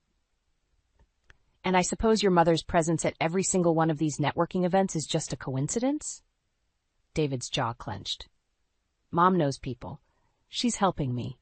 "Helping you what? Spend our savings?" I pulled out my phone, pulling up our bank statement. "Look at this, David. Look at what you've spent in the last month alone." His eyes widened as he scrolled through the list of charges. Expensive restaurants, high-end clothing stores, even a spa day, all while I'd been buying generic brands and skipping lunch to save money. I didn't realize," he mumbled. "Didn't realize." I snatched the phone back. "How could you not realize? We're barely making ends meet, and you're living it up with your mother like nothing's wrong." David ran a hand through his hair, his composure cracking. "You don't understand. She's been helping me through this. She understands what I'm going through." "And I don't?" I felt tears stinging my eyes. "I'm your wife, David. I'm the one who's supposed to be supporting you, not your mother." He looked away, unable to meet my gaze. "It's different with Mom. She doesn't judge me." The words hit me like a slap. "And I do? Is that what you think?" Before he could answer, his phone buzzed. He glanced at it, then back at me. "I have to go. Mom's waiting." Something inside me snapped. I grabbed his phone, ignoring his protests, and dialed Michelle's number. "David, darling, where are you?" Her saccharine voice answered. "The maitre d' is getting impatient." "He's not coming, Michelle," I said, my voice ice cold. There was a pause. "Nora, what's the meaning of this?" "The meaning is that your son is unemployed. We're drowning in debt, and you're enabling his reckless behavior," I spat. "No more fancy dinners, no more shopping sprees. It stops now." I hung up before she could respond, tossing the phone back to a stunned David. "Nora," he whispered, What have you done? What you should have done months ago, I replied. I'm taking control of our finances, starting now. David's face darkened. You had no right to do that. Mom was just trying to help. Help? I laughed incredulously. David, open your eyes. She's not helping, she's destroying us. He shook his head, grabbing his keys. I can't deal with this right now. I'm leaving. As he stormed out, I called after him. If you walk out that door, don't bother coming back. The slam of the front door was his only response. I sank onto the bed, my hand unconsciously moving to my still flat stomach. The baby. In all the chaos, I'd almost forgotten. My phone buzzed with a text from Benjamin. How are you holding up? Have you told David about the embezzlement yet? I stared at the message, my mind reeling. The embezzlement, the baby, David's betrayal. It was all too much. With shaking hands, I dialed a number I never thought I'd need to use. Amelia and Albert Cohen's residence, my mother's warm voice answered. Mom, I choked out, tears finally spilling over. I need help. There was a pause, then her voice filled with concern. Nora, sweetheart, what's wrong? I took a deep breath, steeling myself for what came next. Everything, Mom. Everything's wrong. Can I come home? As I waited for her response, I knew one thing for certain. My life was about to change dramatically, and there was no going back. I stared at the final notice in my hands, the bold red letters screaming, "Past due," across the top. Our electricity was about to be cut off, and David's unemployment benefits had just run out. The walls of our once cozy home seemed to close in around me. David! I called out, my voice sharp with panic. We need to talk, now. He shuffled into the living room, eyes bloodshot from another late night of networking with his mother.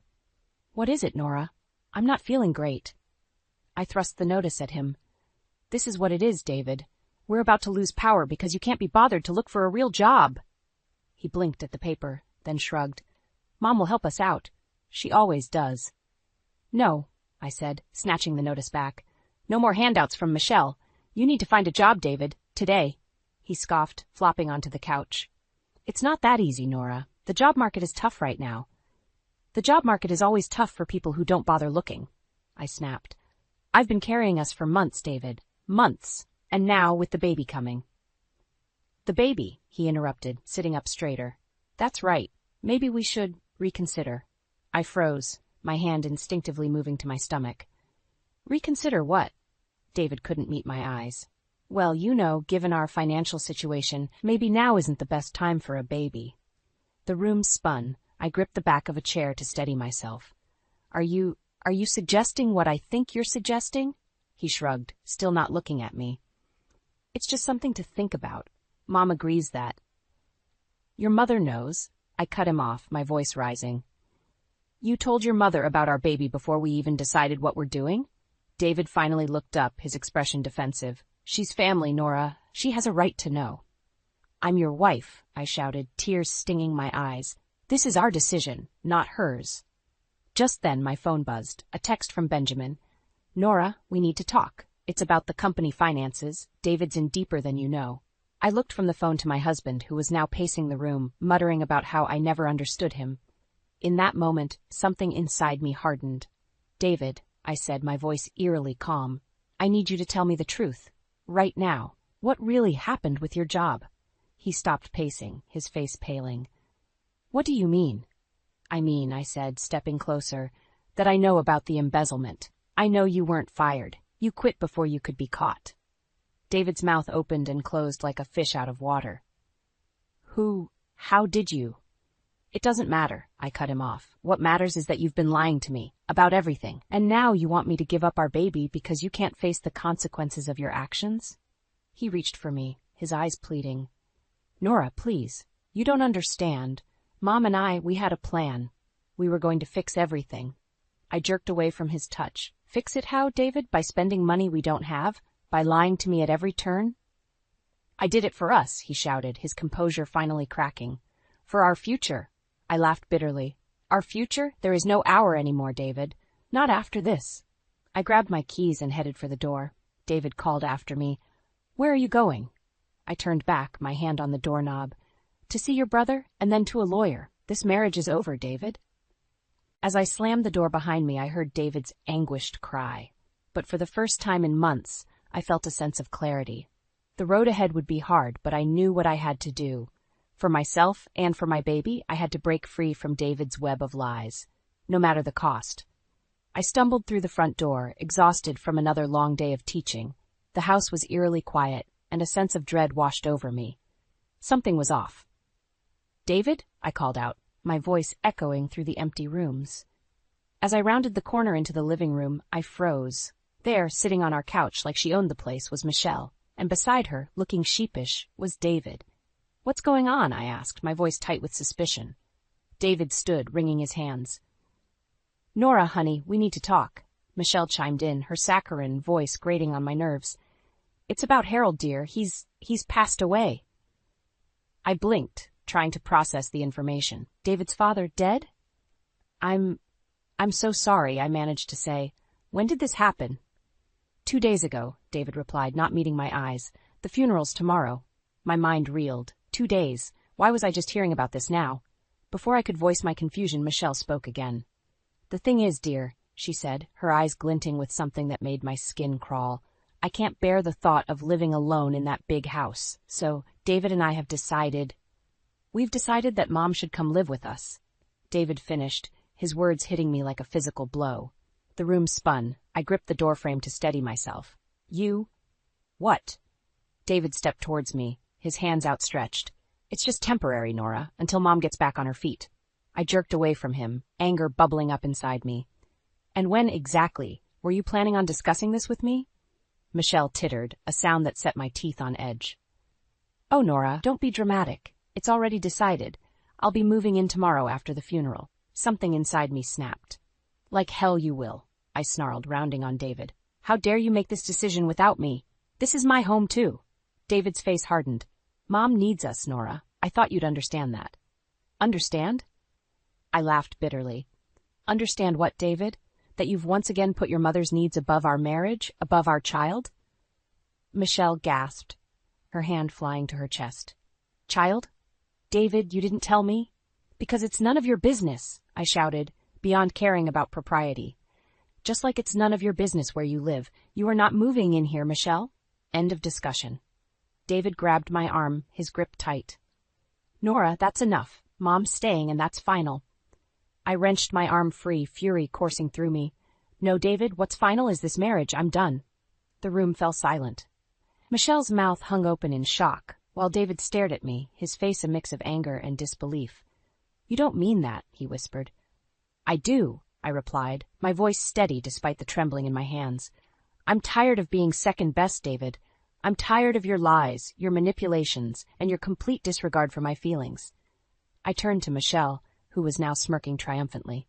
"And you," I spat, "you can have him.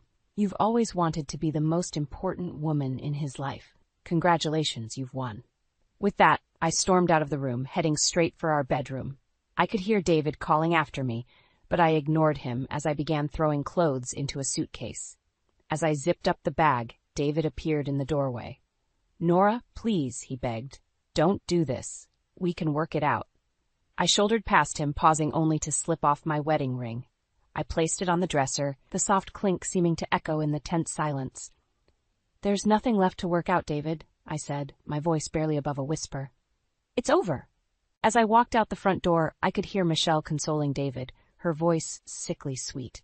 "Don't worry, darling. She'll come to her senses." But as I climbed into my car, tears finally spilling down my cheeks, I knew there was no going back. The life I had known was over, and it was time to face an uncertain future. Alone, but finally free. My hands shook as I gripped the manila envelope containing the divorce papers.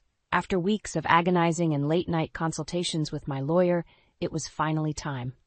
I took a deep breath and knocked on the door of what used to be my home. David answered, his eyes widening at the sight of me. "Nora, what are you doing here?" I thrust the envelope at him. "It's over, David. I want a divorce." He stared at the papers, his face paling. "You can't be serious. Nora, please, let's talk about this." "There's nothing left to talk about," I said, my voice steadier than I felt. "I've given you chance after chance. I'm done." Michelle's voice called from inside. "David? Who's at the door?" I tensed as she appeared behind him, her eyes narrowing when she saw me. "Oh, it's you. Come to beg for forgiveness, have you?" Actually, I said, meeting her gaze, I've come to serve your son with divorce papers. Michelle's gasp of outrage was almost comical. David, you can't let her do this, after everything we've done for her? I laughed bitterly. Everything you've done for me? You mean lying, manipulating, and destroying our marriage? David finally found his voice. Nora, you're not thinking clearly. What about the baby? The baby will be better off without your toxic influence, I snapped. I'm filing for full custody. Michelle lunged forward, her face contorted with rage. You ungrateful little. David held her back. Mom, please, let me handle this. I took a step back, my hand instinctively moving to protect my stomach. There's nothing to handle, David. It's over. Sign the papers. He shook his head, his expression hardening. No, I won't let you destroy our family over a misunderstanding. Misunderstanding? I felt my anger rising. You lied about your job, embezzled money, and chose your mother over me at every turn. That's not a misunderstanding, David. That's a pattern of betrayal. Michelle scoffed. Oh, please. You're overreacting. David was just trying to protect you. Protect me? I rounded on her. By lying? By stealing? By undermining our marriage at every opportunity. David reached for me, his eyes pleading. Nora, please. I love you. We can work this out. I jerked away from his touch. No, David, we can't. I don't trust you anymore, and I certainly don't trust her. Michelle's face turned an alarming shade of red. How dare you, after everything I've done for this family? You've done nothing but tear us apart, I shouted, years of pent-up frustration finally boiling over. You've manipulated David, belittled me, and now you're living in my house like you own it. Well, guess what? It's over. I'm done with both of you. David's expression darkened. If that's how you feel, then fine. But don't expect me to make this easy for you. I'll fight you every step of the way. I felt a chill run down my spine, his words. This wasn't the man I married. This was someone else entirely. Someone cold, manipulative, and dangerous. Do your worst, I said, my voice low and steady. But remember, I know everything. About the embezzlement, about your lies. Are you sure you want to drag this out in court? David's face paled, and I saw a flicker of fear in his eyes. Good. He should be afraid. I turned to leave, but Michelle's voice stopped me. You'll regret this, Nora. No one walks away from this family unscathed. I looked back at them. David, shell-shocked and angry, Michelle, triumphant and smug. In that moment, I knew I'd made the right decision. Goodbye, David, I said softly. I'll have my lawyer contact you about the next steps. As I walked away, I heard the door slam behind me. My hands were shaking, and tears stung my eyes, but I felt lighter than I had in years.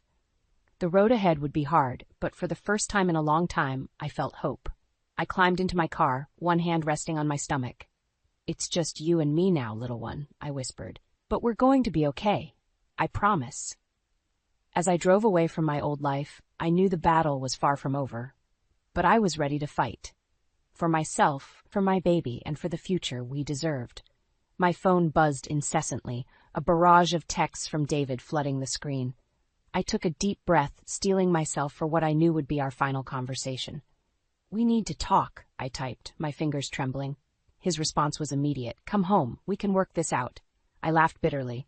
Home. That place hadn't felt like home in a long time. There's nothing to work out, David. It's over. Sign the papers. A long pause, then. You're making a mistake. Think about our baby. My hand instinctively moved to my stomach. I am thinking about our baby. That's why I'm doing this. Nora, please. Mom and I, we can change. We'll do better. I closed my eyes, fighting back tears. It's too late for that. You've made your choice, David. You chose your mother over me, over our family. I won't let you do that to our child. Another pause, longer this time. Then, if that's how you feel, fine. But don't expect me to give up without a fight. I'll see you in court. His words sent a chill down my spine, but I refused to back down. Do your worst, David. I'm not afraid of you anymore. With that, I blocked his number, feeling a weight lift off my shoulders. It was done. Now I just had to wait for the papers to be signed. Weeks passed in a blur of lawyer meetings and prenatal appointments. I threw myself into preparing for the baby, finding solace in the simple act of creating a new life, both for myself and for the child growing inside me. Then, on a crisp autumn morning, my lawyer called. It's done, Nora. David signed the papers. You're officially divorced. I sank onto the couch, overwhelmed by a mix of relief and sadness. It was over. Really, truly over. As if on cue, my phone rang again. This time it was Benjamin. "Nora, I thought you should know. David and Mom, they're not doing well." I tensed. "What do you mean?" Benjamin sighed. "The embezzlement finally caught up with them. David's facing criminal charges and Mom, well, let's just say she's not handling it well." A part of me felt vindicated, but another part ached for the man I once loved. "I'm sorry to hear that, Ben. But I can't get involved." "I know," he said softly. "I just wanted you to know that you made the right choice. You deserve better than what they put you through." After we hung up, I sat in silence, rubbing my swollen belly. "We're going to be okay," I whispered to my unborn child. "I promise." Months passed, and life settled into a new rhythm. I welcomed my daughter Lily into the world, surrounded by the love and support of my parents and true friends. As I rocked Lily one evening, a knock at the door startled me. I opened it to find a familiar face. Mark, an old friend from college. "Nora," he said, smiling warmly. "I heard about everything. I just wanted to check on you, see if you needed anything." In that moment, looking at his kind eyes and genuine smile, I felt a flicker of something I thought I'd lost. Hope. "Actually," I said, returning his smile, "I could use some help assembling this crib. If you're up for it?" Mark's grin widened. I'd be honored. As we worked together, laughing and sharing stories, I realized that this was what I'd been missing all along: genuine connection, mutual respect, and the freedom to be myself. Years later, as I watched Lily play in the backyard of our new home, Mark's arm around my waist, I marveled at how far we'd come. The pain of my past with David and Michelle had faded, replaced by the joy of a life truly lived on my own terms. "You okay?" Mark asked, noticing my contemplative mood. I smiled, leaning into his embrace. "More than okay. I'm happy. Really, truly happy." And as Lily ran towards us, her laughter echoing in the air, I knew that every struggle, every tear, had been worth it. This was the life I was meant to live, surrounded by love, free from manipulation and lies, and filled with the simple joys of family and self-respect. I had survived the storm and emerged stronger for it. And now, with my daughter in my arms and a partner who truly valued me by my side, I was ready to embrace whatever the future might hold. The lipstick stain on Toby's collar screamed louder than any confession ever could.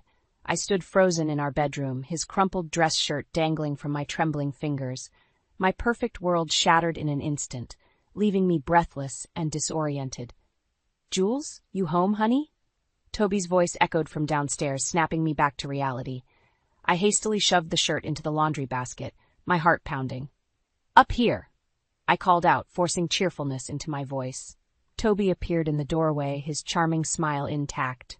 "There's my beautiful wife," he said, leaning in for a kiss. I turned my cheek at the last second, his lips grazing my skin. "How was work?" I asked, busying myself with folding laundry. Same old," he replied, loosening his tie. "Big presentation coming up next week. I might have to work late a few nights." My stomach churned. "Oh, anything important?" Toby shrugged. "Just impressing the higher-ups. You know how it is." I nodded, not trusting myself to speak. The lies rolled off his tongue so easily it made me wonder how long this had been going on. "Hey, I was thinking," Toby said, wrapping his arms around my waist. "Why don't we have dinner with Mom and Dad this weekend? It's been a while since we've seen them." I stiffened in his embrace. "Sure, that sounds nice," I managed to say. "Great, I'll give them a call." He kissed the top of my head before heading to the shower. As soon as I heard the water running, I collapsed onto the bed, my mind racing. Maria and Donald, my in-laws who had become more like parents to me over the years. How could I face them knowing what I knew? The next day, I found myself sitting across from Maria at our favorite cafe, my hands wrapped around a steaming mug of coffee. "Julia, dear, you look troubled," Maria said, her kind eyes filled with concern. "Is everything all right?" I took a deep breath. "Maria, I think Toby's having an affair." The words hung in the air between us, heavy and suffocating. Maria's face paled, her hand flying to her chest. "Oh, Julia," she whispered. "Are you certain?" I nodded, tears stinging my eyes. "I found lipstick on his shirt, and he's been working late, taking mysterious phone calls." Maria reached across the table, squeezing my hand. "I'm so sorry, sweetheart. What are you going to do?" "I don't know," I admitted. "Part of me wants to confront him, but I'm scared, Maria. What if I'm wrong? What if I'm right?" "You need proof," Maria said firmly. Concrete evidence. Don't confront him until you're absolutely sure. I nodded, grateful for her wisdom. But how do I get that proof? Maria's eyes sparkled with determination. Leave that to me, dear. I may be retired, but I still have a few tricks up my sleeve. As we left the cafe, I felt a glimmer of hope. With Maria on my side, I knew I could face whatever came next. That evening, as Toby and I prepared dinner, his phone buzzed on the counter. I glanced over, catching a glimpse of the screen before he snatched it up. Nina? I asked, trying to keep my voice casual. Is that a new colleague? Toby's face flushed. Oh, yeah, new intern. Just asking about some paperwork. I nodded, turning back to the stove. My heart raced as I stirred the pasta sauce, my mind whirling with possibilities. Nina, I had a name now. It wasn't much, but it was a start. As we sat down to eat, Toby's phone buzzed again. He ignored it, but I could see the tension in his shoulders. Aren't you going to get that? I asked innocently. It might be important. Toby shook his head. It's probably just work. It can wait. I took a sip of wine, steeling myself for what came next. You know, Toby, I said, my voice steady despite my racing heart. I was thinking of stopping by your office tomorrow. Maybe we could have lunch? The fork clattered against Toby's plate. Tomorrow? He asked, his voice strained. I have meetings all day. Rain check? I smiled, but it didn't reach my eyes. Of course, honey, another time. As I cleared the dishes that night, I caught my reflection in the kitchen window. The woman staring back at me looked determined, angry, and just a little bit scared. But most of all, she looked ready for a fight. Little did Toby know, the clock was ticking on his perfectly crafted lie, and I was about to blow it wide open. I never thought I'd become an expert in deception, but here I was, living a double life of my own. By day, I was the devoted wife, smiling and supportive. By night, I was a detective, piecing together the shattered remains of my marriage. Julia, honey, I'm heading out, Toby called from downstairs. Big client dinner tonight. I met him at the door, planting a kiss on his cheek. Have fun, sweetheart. Don't work too hard. As soon as his car pulled away, I sprang into action. I'd been biding my time, waiting for this moment. With trembling hands, I booted up Toby's laptop. He thought he was clever, but his password was still our anniversary. The irony wasn't lost on me.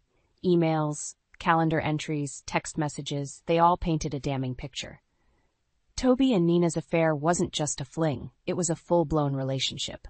My stomach churned as I uncovered dinner reservations, hotel bookings, even plans for a weekend getaway. A knock at the door startled me. I slammed the laptop shut, heart racing. Julia, it's me, Maria. Are you home?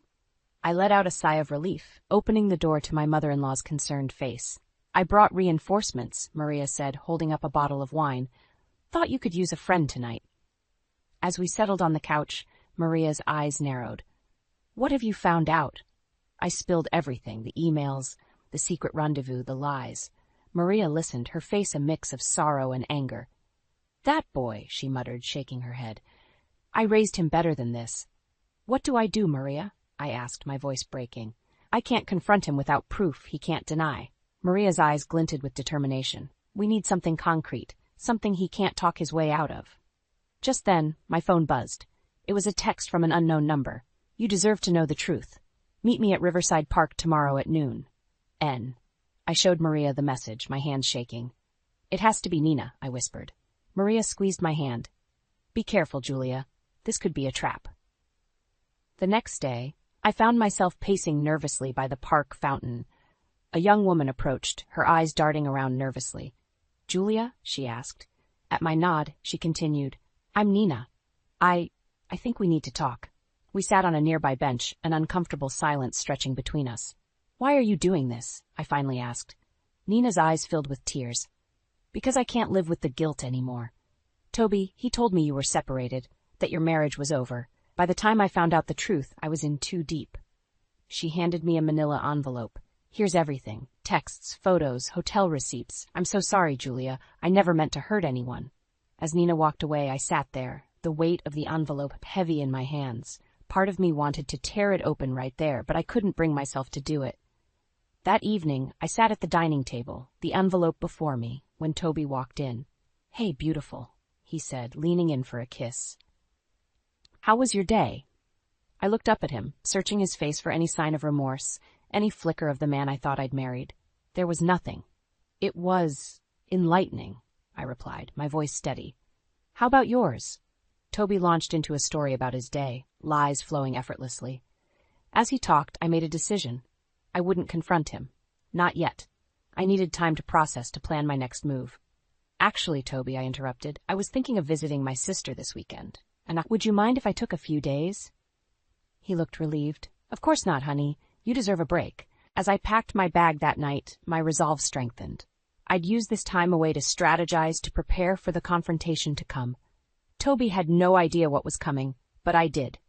And I was ready to fight for the truth, for justice, and for myself. Little did I know, the storm brewing on the horizon was about to change everything.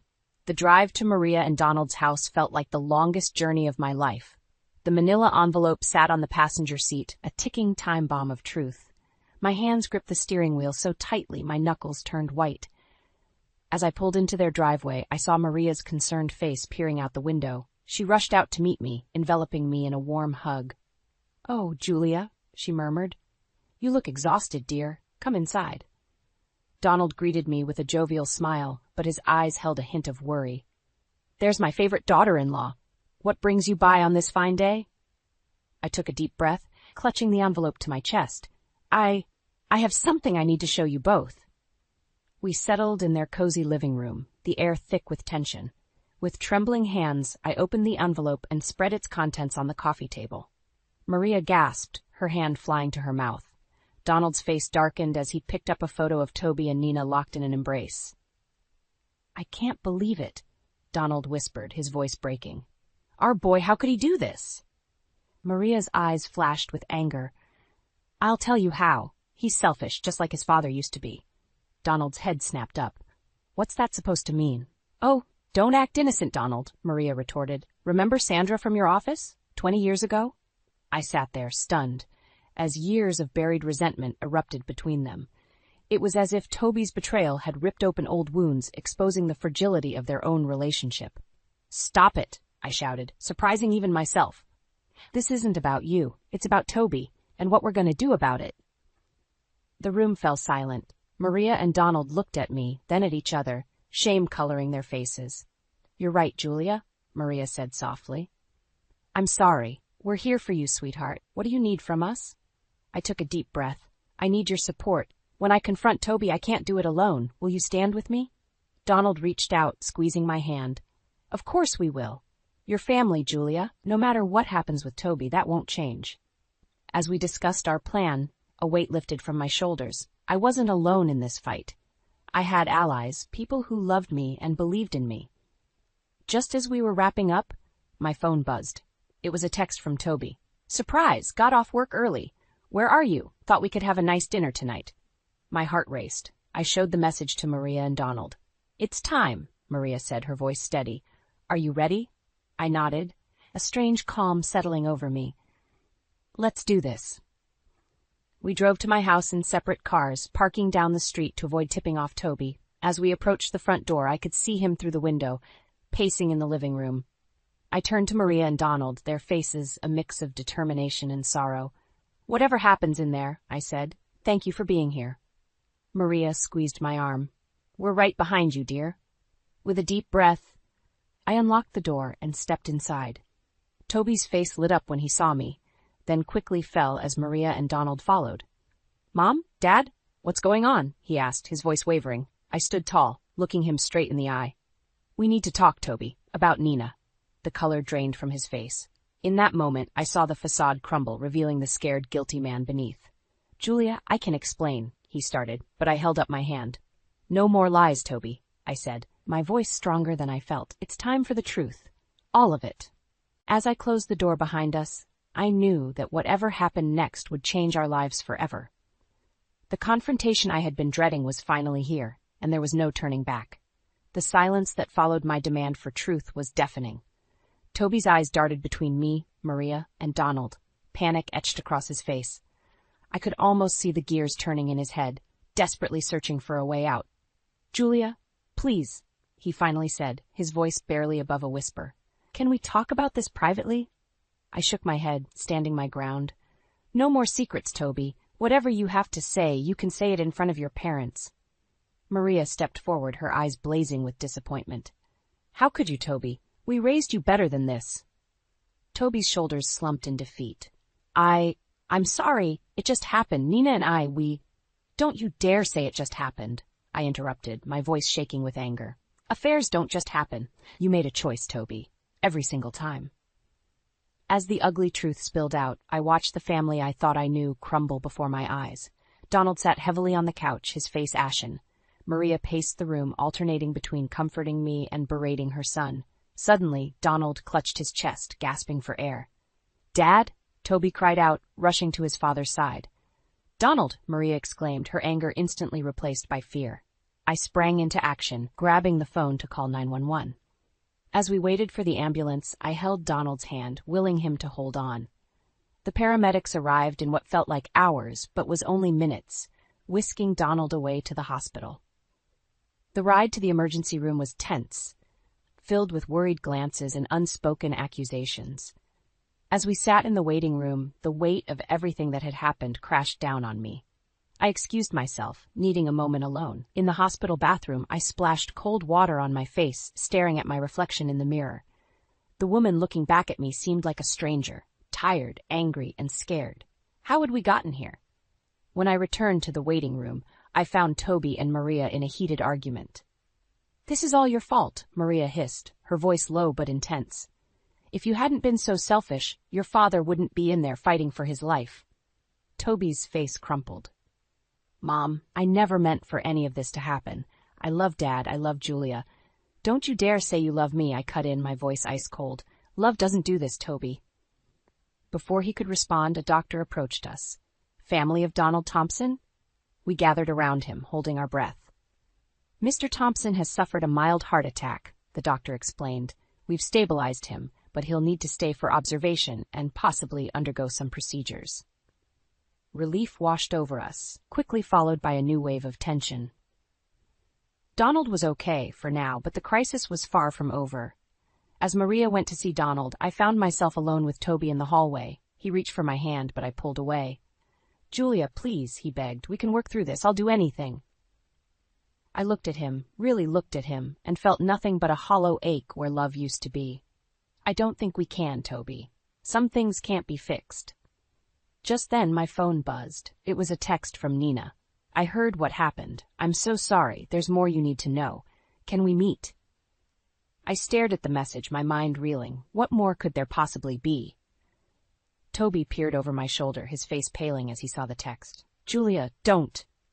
I cut him off, a strange calm settling over me. I think it's time I heard Nina's side of the story, don't you? As I walked away, leaving Toby standing alone in the sterile hospital hallway, I knew I was at a crossroads. Whatever Nina had to tell me could change everything. But I was done hiding from the truth, no matter how painful it might be. With trembling fingers, I typed a response to Nina. Tomorrow, noon, same place. As I hit send, I realized that this wasn't just about saving my marriage anymore. It was about saving myself. The park bench felt cold beneath me as I waited for Nina. My mind raced with possibilities, each more devastating than the last. What more could she possibly have to tell me? I spotted her approaching, her face a mask of guilt and apprehension. As she sat down, I noticed her hands trembling. Julia, she began, her voice barely above a whisper. Thank you for meeting me. I cut straight to the chase. What else do I need to know, Nina? She took a deep breath. Toby, he's been embezzling from the company. He's been using the money to fund our relationship. The world seemed to tilt on its axis. I gripped the bench, trying to steady myself. What? How do you know this? Nina pulled out a USB drive. I work in accounting. I noticed discrepancies. When I confronted Toby, he confessed. He swore he'd pay it back, but I took the drive, feeling its weight in my palm. It was more than just data. It was the final nail in the coffin of my marriage. Why are you telling me this? I asked, my voice hollow. Nina's eyes filled with tears. Because I can't live with the guilt anymore. And because I'm pregnant. The words hit me like a physical blow. I stood up abruptly, needing to move, to breathe, to escape this nightmare. Julia, wait, Nina called after me, but I was already walking away, my mind in chaos. I found myself at Maria and Donald's house, not even remembering the drive there. Maria opened the door, her face etched with concern. Julia, what's wrong, dear? I collapsed into her arms, sobs racking my body. Between gasps, I told her everything, the embezzlement, the pregnancy, the utter destruction of the life I thought I knew. Maria's face hardened with resolve. That's it. No more chances. It's time we end this once and for all. We formulated a plan, our voices low and intense. By the time we finished, I felt a strange mix of dread and determination. That evening, I returned home to find Toby pacing in the living room. His face lit up with hope when he saw me. Julia, thank God, I've been trying to reach you all day. Can we talk, please? I nodded, my heart pounding. Yes, Toby, it's time we talked. We sat down, and I steeled myself for what was to come. I met with Nina today, I began, watching his face pale. She told me everything. Julia, I can explain, he started, but I held up my hand. No more explanations, Toby. No more lies. I placed the USB drive on the coffee table between us.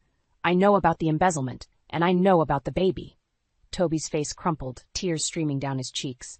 I'm so sorry, Julia. I never meant for any of this to happen. I love you. I swear I do. For a moment, I felt a flicker of the love we once shared, but it was quickly extinguished by the mountain of betrayal between us.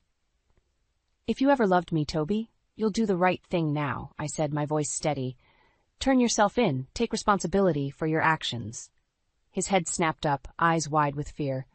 What? Julia, no, I can't go to prison. Please, we can work this out. I'll pay back the money. I'll end things with Nina.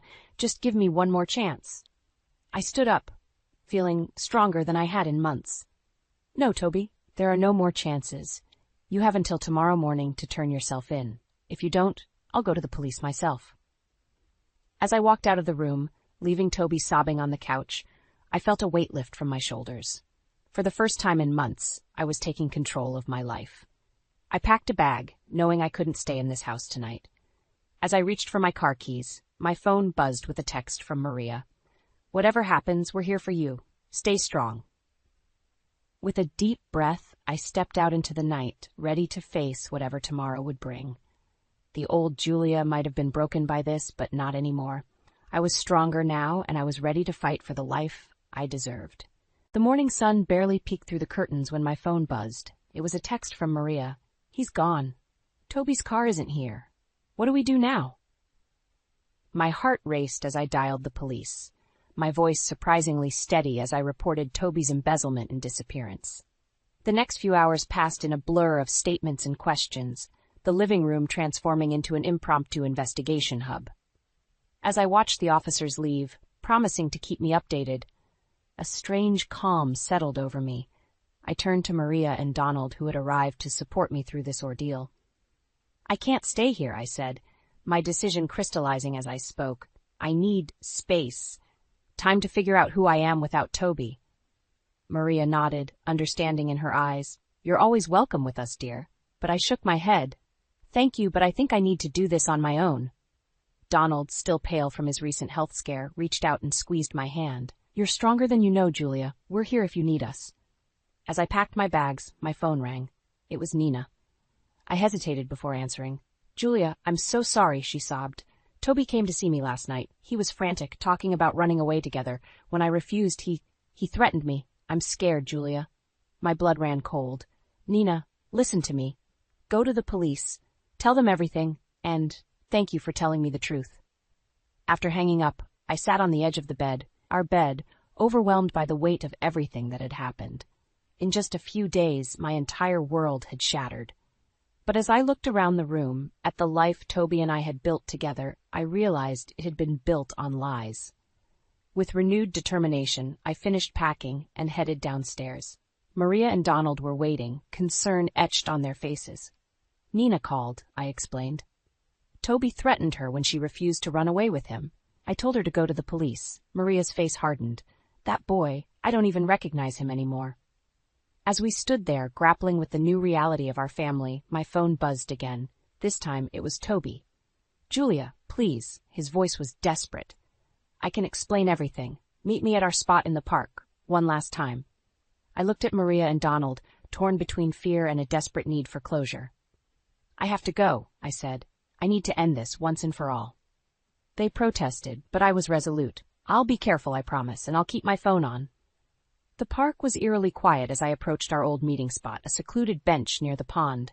Toby was already there, his usual polished appearance replaced by disheveled clothes and wild eyes. "Julia," he breathed, reaching for me. I stepped back, maintaining distance. "Why, Toby?" I asked, my voice barely above a whisper. "Why did you do it?" He ran his hands through his hair, agitated. "I never meant for it to go this far. The money, it started small, just to impress Nina. But then I couldn't stop. And now—" He looked at me, desperation in his eyes. "Come with me, Julia. We can start over, somewhere new. I still love you." For a moment I saw a flicker of the man I had fallen in love with, but it was quickly overshadowed by the mountain of lies and betrayal between us. "No, Toby," I said, my voice gaining strength. "It's over. Turn yourself in. It's the only way to make this right." His face contorted with anger. "You don't understand. I can't go to prison. I won't." Before I could react, he lunged forward, grabbing my arm. I stumbled, my foot catching on a tree root, and suddenly I was falling, tumbling down the embankment towards the pond. As I hit the cold water, struggling to stay afloat, I heard Toby's panicked voice calling my name. But it was drowned out by the rushing in my ears and the terrifying realization that I was fighting for my life in more ways than one. The cold water shocked my system as I struggled to keep my head above the surface. Panic threatened to overwhelm me, but a surge of survival instinct kicked in. I heard splashing behind me. Toby had jumped in. "Julia!" he yelled, his voice tinged with desperation. "I'm sorry. I didn't mean." I ignored him, focusing on swimming towards the shore. My clothes weighed me down, but adrenaline propelled me forward. As I reached the muddy bank, I felt Toby's hand on my arm. "Don't touch me!" I snarled, yanking my arm away. I stumbled up the embankment, soaked and shivering. Toby followed, his face a mask of anguish. "Julia, please. I never meant for any of this to happen." Before I could respond, I heard sirens in the distance. Relief flooded through me as I saw Maria's car pull up, followed closely by a police cruiser. "Julia!" Maria cried, rushing towards me. "Are you all right? What happened?" As the police officers approached, I saw the fight leave Toby's eyes. He slumped to the ground, defeated. "I'm ready," he said quietly. "I'll turn myself in." The next few hours passed in a blur of statements and medical checkups. By the time I was cleared to leave the hospital, the sun was setting. Maria insisted I stay with her and Donald, and I was too exhausted to argue. As we drove home, Maria filled me in on what had happened. "Nina went to the police," she explained. "She told them everything. The affair, the embezzlement, all of it. When we couldn't reach you, we feared the worst." I nodded, still processing everything. "What happens now?" Maria sighed. "Toby's been arrested. The company is pressing charges for the embezzlement. And there's more." I braced myself. "What is it?" "The police found evidence that Toby had been planning to leave the country," Maria said, her voice heavy with disappointment. "He had fake passports, a large sum of cash. He was going to abandon everything, Julia, including you." The weight of this final betrayal hit me like a physical blow. I had known our marriage was over, but this was the nail in the coffin. The next morning I woke with a newfound determination. I knew what I had to do. "I'm going to Toby's office," I announced over breakfast. Donald looked up from his newspaper, concern etched on his face. "Are you sure that's wise, Julia?" he asked gently. I nodded. "I need to do this, for myself." As I walked into the imposing office building, I felt a mix of emotions: anger, sadness, but most of all, resolve. I had spent years supporting Toby's career, standing in his shadow. It was time to step into the light. I marched straight to the CEO's office, ignoring the startled looks from Toby's former colleagues. His secretary tried to stop me, but I brushed past her. "Mrs. Thompson?" The CEO, Mr. Hartley, looked up in surprise. "I wasn't expecting—" "I know about everything," I interrupted, my voice steady. "The affair, the embezzlement, all of it. And I have proof." I placed the USB drive on his desk. Mr. Hartley's eyes widened as he realized what it contained. "Mrs. Thompson, I assure you, we had no idea." "I'm not here for explanations," I cut him off. "I'm here to make things right." For the next hour, I laid out everything I knew, not just about Toby's crimes, but about the company's lax oversight that had allowed it to happen. By the time I finished, Mr. Hartley looked shell-shocked. "What do you want?" he asked finally. I took a deep breath. This was it, the moment that would define my future. "I want a job," I said firmly. Not as Toby's wife, but as someone who knows this company inside and out, someone who can help prevent this from ever happening again. Mr. Hartley studied me for a long moment, then nodded slowly. I think we can arrange that, Mrs. Thompson. As I left the office, my head held high, I felt a weight lift from my shoulders. For the first time in months, I felt hope for the future. A future I would shape on my own terms. Little did I know the biggest challenge was yet to come. But this time I was ready to face it head-on, 1 year. That's how long it had been since my world imploded. As I stood in front of the mirror, adjusting my blazer, I barely recognized the woman staring back at me. Gone was the meek, supportive wife. In her stood a confident, self-assured professional. My phone buzzed. A text from Maria. "Good luck today, dear. We're so proud of you." I smiled, grateful for the unwavering support of my former in-laws.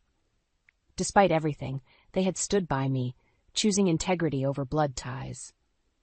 As I walked into the courthouse, my heels clicking against the marble floor, I felt a mix of emotions. Today was Toby's sentencing, the final chapter in our tumultuous story. I spotted Nina in the crowd, her belly swollen with pregnancy. Our eyes met, and she nodded slightly. We weren't friends, but we had reached an understanding. We were both victims of Toby's deception, and in a strange way it had bonded us. The courtroom fell silent as Toby was led in. He looked haggard, a shadow of the charismatic man I had married. As he passed, he caught my eye, his gaze pleading. I held his stare, unflinching. The judge's voice boomed through the courtroom. "Toby Thompson, you have been found guilty of embezzlement and fraud. Before I pass sentence, do you have anything to say?" Toby stood, his voice shaky. "Your Honor, I made terrible mistakes. I hurt the people I loved most, my wife, my parents, I glanced at Nina, my child. I can never undo the damage I've caused, but I'm truly sorry." As he spoke, I felt the last remnants of anger and bitterness melt away. In its place was something unexpected. Pity. The judge nodded solemnly. "Mr. Thompson, taking into account your guilty plea and cooperation with the authorities, I sentence you to 5 years in federal prison, followed by 3 years of supervised release." The gavel struck, sealing Toby's fate. As he was led away, our eyes met one last time. In that moment, I saw regret, sorrow, and a flicker of the man I had once loved. Outside the courthouse, reporters swarmed, shoving microphones in my face. "Mrs. Thompson, how do you feel about the sentence?" I took a deep breath. "It's Miss Carter now," I corrected gently, "and I feel relieved. It's time to close this chapter and move forward." As the crowd dispersed, I felt a hand on my shoulder. It was Mr. Hartley, my new boss. "Julia," he said warmly, "I just wanted to say how impressed we've been with your work. The new compliance protocols you've implemented are revolutionary. The board has decided to promote you to Chief Compliance Officer." I stood there, stunned. "Thank you, sir. I don't know what to say." He smiled. "Say you'll accept, of course. We need more people like you, Julia. People with integrity and strength." As I drove home, my mind was whirling. So much had changed in a year. I had lost a husband but gained a career, self-respect, and a newfound strength I never knew I possessed. Maria and Donald were waiting at my apartment, champagne in hand. "To new beginnings," Donald toasted, his eyes twinkling. As we clinked glasses, I felt a surge of gratitude. These two had become more than in-laws. They were family in the truest sense. Later that night, as I stood on my balcony watching the city lights, I reflected on the journey that had brought me here. The pain, the betrayal, the fear, it had all led to this moment. I thought of the frightened, betrayed woman I had been a year ago. If I could talk to her now, I'd tell her to hold on, to trust herself. I'd tell her that sometimes the end of one story is just the beginning of a better one. As I gazed at the stars, I felt a sense of peace wash over me. The future was uncertain, but for the first time in a long time, I was excited to face it. I had weathered the storm and emerged stronger, wiser, and more resilient than ever.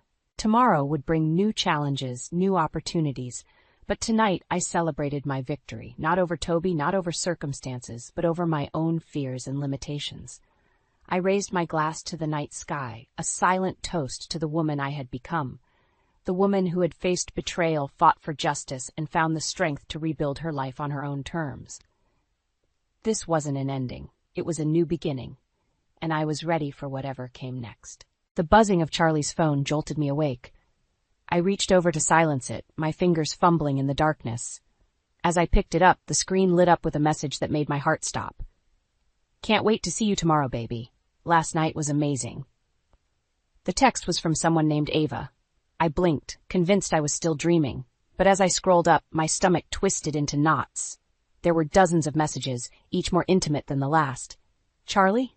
I whispered, turning to face my husband of 8 years. He stirred but didn't wake up. I slipped out of bed, phone clutched to my chest, and made my way to the kitchen. My hands shook as I poured myself a glass of water, spilling some on the counter. "Beck, what are you doing up?" Charlie's voice startled me. He stood in the doorway, hair tousled from sleep. I held up his phone. "Who's Ava?" His face paled, then hardened. "Why are you going through my phone?" "I wasn't." It buzzed, and I trailed off, realizing how weak it sounded. "That doesn't matter. Who is she, Charlie?" He sighed, running a hand through his hair. "It's not what you think." "Really? Because I think you're cheating on me." My voice cracked, but I held his gaze. Charlie's shoulders slumped. "I didn't want you to find out like this." The room spun. I gripped the counter to steady myself. "So it's true?" He nodded, not meeting my eyes. "I'm sorry, Beck. I didn't mean for it to happen. How long?" I managed to choke out. 6 months. 6 months. Half a year of lies, of betrayal. I thought back to all the late nights at work, the sudden business trips. How could I have been so blind? "Do you love her?" The question slipped out before I could stop it. Charlie hesitated, and in that moment, I knew. "I think I do," he whispered. The glass slipped from my hand, shattering on the tile floor. Neither of us moved to clean it up. "I want you out," I said, surprised by the steadiness in my voice. "Beck, come on, let's talk about this." I shook my head. "There's nothing to talk about. You made your choice." "Where am I supposed to go?" A bitter laugh escaped me. "I'm sure Ava would be happy to take you in." Charlie's face hardened. "Fine, I'll pack a bag." As he turned to leave, a thought struck me. "Wait, your mother, does she know?" He paused in the doorway. "Yeah, she does. She's the one who introduced us." The betrayal cut deeper than I thought possible. Karen, my mother-in-law, had always been cold towards me, but this was a whole new level of cruelty. "Get out," I whispered. "Now." Charlie disappeared into the bedroom. I heard drawers opening and closing, zippers being pulled. 10 minutes later, he emerged with a duffel bag. "I'll come back for the rest of my stuff later," he said, not quite meeting my eyes. I nodded, not trusting myself to speak. As the front door closed behind him, the reality of the situation crashed over me. I was alone. The life I thought I had, the future I'd planned, it was all gone. I sank to the floor, careful to avoid the broken glass. Tears streamed down my face as I clutched Charlie's phone, still open to those damning messages. A new text from Ava popped up. "Everything okay? You're usually up by now." My fingers hovered over the keyboard. In that moment, I made a decision. This wasn't the end. It was just the beginning. I typed out a reply. "Everything's fine. See you soon." Then I deleted the conversation and turned off the phone. I had work to do. I hadn't slept in days. Every time I closed my eyes, I saw Charlie with her. Ava. The name tasted bitter on my tongue. "Miss Thompson?" A deep voice jolted me from my thoughts. I looked up to see a man in his 50s, salt and pepper hair, and kind eyes that had seen too much. "I'm Jack Reeves, the private investigator you contacted." I nodded, gesturing for him to sit.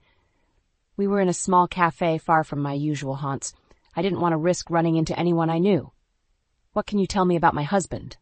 I asked, my voice barely above a whisper. Jack pulled out a manila folder.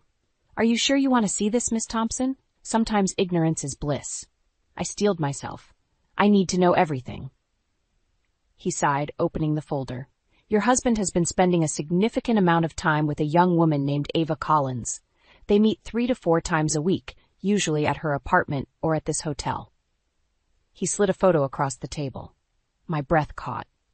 There was Charlie, arm around a stunning blonde, entering a high-end hotel. They looked happy. "There's more," Jack said gently. "They've been seen shopping together, dining at expensive restaurants, and—" He hesitated. "And what?" I pressed. "They visited a jewelry store last week. Mr. Thompson purchased a ring." The world tilted on its axis. A ring. Charlie was going to propose to her. "Miss Thompson, are you all right?" I nodded mechanically, unable to speak. Jack continued, his voice a distant buzz as he detailed Charlie's betrayal. Dinner dates, weekend getaways, all while I sat at home, wondering why my husband was growing distant. There's one more thing, Jack said, pulling out another photo. This woman has been seen with them several times, I gasped. It was Karen, Charlie's mother. She was laughing, arm linked with Ava's, as they exited a boutique. They seem quite close, Jack observed. A hysterical laugh bubbled up in my throat. Of course they are. Karen never liked me. She probably thinks Ava is the daughter-in-law she always wanted. Jack's eyes softened with sympathy. I'm sorry, Miss Thompson. I know this must be difficult. I shook my head, anger replacing the shock. No, I'm glad I know. Thank you, Mr. Reeves. As I left the cafe, my phone buzzed. It was a text from Karen. Rebecca, dear, we need to talk. Come over for tea this afternoon?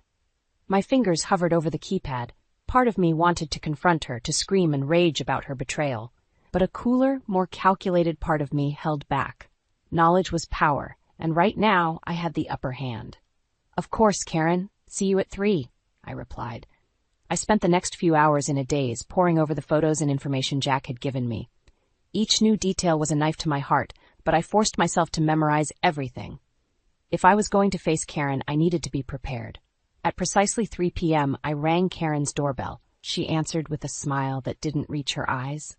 Rebecca, dear, come in. I've just made a fresh pot of Earl Grey. I followed her into the living room, taking in the familiar surroundings. How many times had I sat here trying to win her approval? And all along she'd been plotting behind my back. So, Karen said, pouring tea with steady hands, I suppose we should discuss the elephant in the room. I raised an eyebrow. Which elephant would that be, Karen? Charlie's affair, or your part in it? She had the grace to look startled. You know? I know everything, I said, my voice cold. I know about Ava, I know about the ring, and I know you've been playing happy families with them while stabbing me in the back. Karen set down her teacup with a clatter. Now, Rebecca, let's not be dramatic. Charlie and Ava? They're in love. Sometimes these things happen. It's no one's fault. I leaned forward, my eyes locked on hers. No one's fault? You introduced them, Karen. You encouraged this. She had the audacity to look offended. I only want what's best for my son. And let's be honest, dear, you two haven't been happy for a long time. This is for the best. As I stared at her, something inside me snapped. I stood up, my hands shaking. For the best? You have no idea what you've done, Karen, but you will. I promise you that. I turned and walked out, leaving her sputtering behind me. As I got into my car, my phone buzzed again. It was Charlie. We need to talk, his message read. I took a deep breath, steeling myself for the battle ahead. Yes, I typed back. We certainly do. I stood outside our house. No, Charlie's house now, my heart pounding. The folder of evidence from Jack Reeves felt heavy in my hands. I took a deep breath and rang the doorbell. Charlie opened the door, his face a mask of neutrality. Rebecca, come in. I stepped inside, the familiar scent of our home, my former home, washing over me. Charlie led me to the living room, where I noticed subtle changes. Ava's touch, no doubt. So, Charlie said, sitting across from me, you wanted to talk. I nodded, my throat tight. I know everything, Charlie. About Ava, about your mother's involvement, all of it. He didn't even have the decency to look surprised. I see. And how do you feel about that? His casual tone ignited a fire in me. I slammed the folder on the coffee table. How do I feel? Are you serious, Charlie? You've been cheating on me for months, and you're asking how I feel. Charlie leaned back, unfazed. Look, Rebecca, I didn't want it to happen this way, but you and I both know our marriage has been over for a long time. Over? I echoed, incredulous. We were trying for a baby, Charlie. We were planning our future. He shook his head. No, you were planning a future. I was existing. With Ava, I feel alive again. Each word was a dagger to my heart. So that's it? 8 years of marriage and you're just throwing it away? I want a divorce, Rebecca, Charlie said, his voice eerily calm. I think it's best for both of us. The room spun. I gripped the armrest, trying to steady myself. Both of us? Or just you and your new family?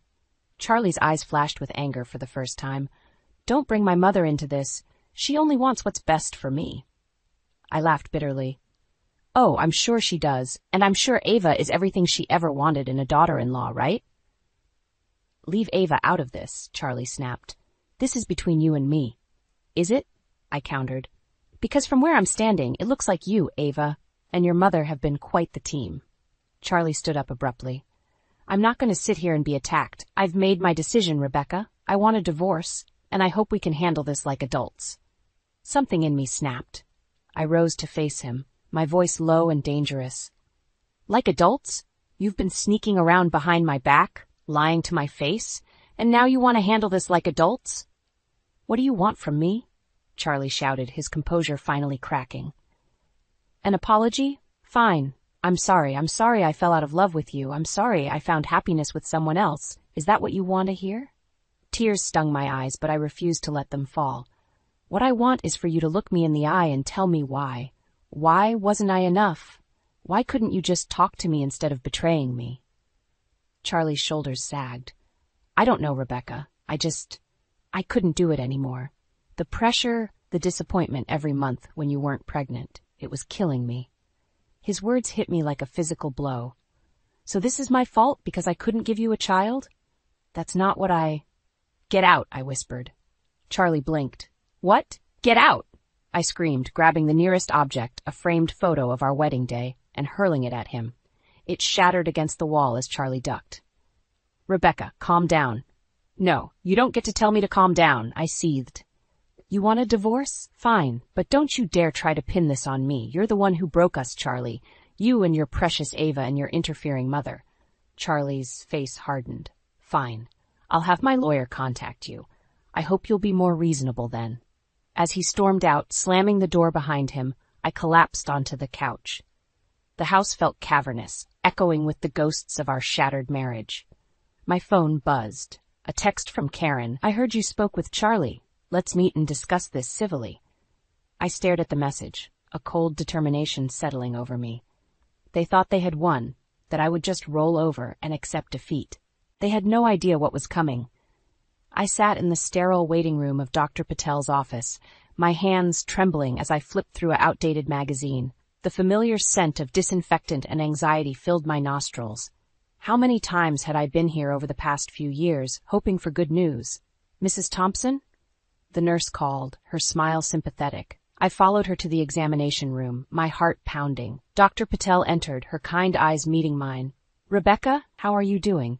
I tried to smile, but it felt more like a grimace. "I've been better, Dr. Patel." She nodded, glancing at my chart. "I see you're here for your annual checkup. Any concerns you'd like to discuss?" The words tumbled out before I could stop them. "My husband left me. He says it's because I couldn't give him a child." Dr. Patel's face softened. "Rebecca, I'm so sorry. You know that's not true, right? Infertility is a complex issue, and it's never just one person's fault." I nodded, tears stinging my eyes. "I know, but maybe if I had tried harder, done more." "Stop right there," Dr. Patel said firmly. "You've done everything possible. The treatments, the lifestyle changes, the endless appointments. You've been an exemplary patient." Her words were meant to comfort, but they only twisted the knife deeper. "Then why?" I whispered. "Why couldn't I just get pregnant?" Dr. Patel sighed, sitting next to me. "Sometimes there's no clear answer, but Rebecca, your worth isn't tied to your ability to conceive. You are so much more than that." I wiped my eyes, trying to regain composure. I feel like I've failed. As a wife, as a woman." "You haven't failed anyone," Dr. Patel insisted. "Now let's do your exam, and then we can discuss next steps, okay?" I nodded, going through the motions of the examination. As Dr. Patel worked, my mind wandered to Charlie. Was he with Ava now? Were they already planning the family I couldn't give him? "Rebecca?" Dr. Patel's voice snapped me back to reality. "I'd like to run a few additional tests. Is that all right?" I frowned. "Is something wrong?" "Not necessarily," she said carefully. "I just want to be thorough." The next hour was a blur of blood draws and ultrasounds. By the time I was back in the examination room, my nerves were frayed. Dr. Patel returned, her expression unreadable. "Rebecca, I have some news." My heart dropped. "What is it? Is it cancer? Am I—" "You're pregnant," Dr. Patel interrupted. The world stopped. "What?" "You're about 6 weeks along," she continued, her voice seeming to come from far away. The ultrasound confirmed it. "Rebecca? Are you okay?" "Pregnant." The word echoed in my head, a cruel joke after years of disappointment. "How?" I managed to choke out. Dr. Patel smiled gently. "Sometimes these things happen when we least expect them. Your body might have finally responded to the treatments, or it could just be one of those miracles we can't explain." A miracle. The baby I had longed for, arriving just as my marriage crumbled. The irony was almost too much to bear. "What do you want to do?" Dr. Patel asked softly. The question jolted me back to reality.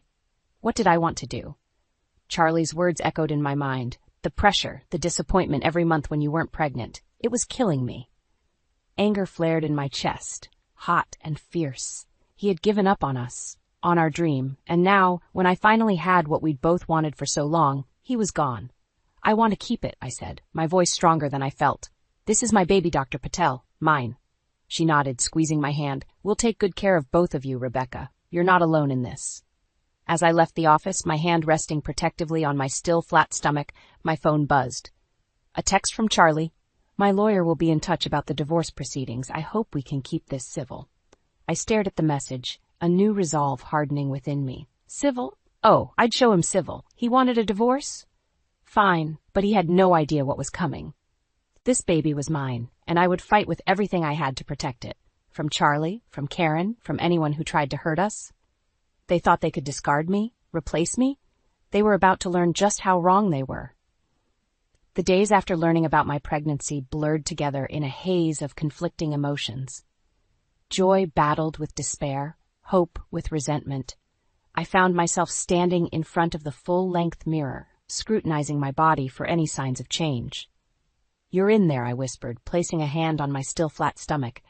"And I promise I'll protect you." But as the initial shock wore off, the weight of my new reality crashed down on me. I was going to be a single mother, raising a child in the wreckage of my failed marriage. The thought was overwhelming. I reached for the phone, my finger hovering over Charlie's number. Should I tell him? Did he deserve to know? Before I could decide, a wave of nausea hit me. I barely made it to the bathroom, retching violently.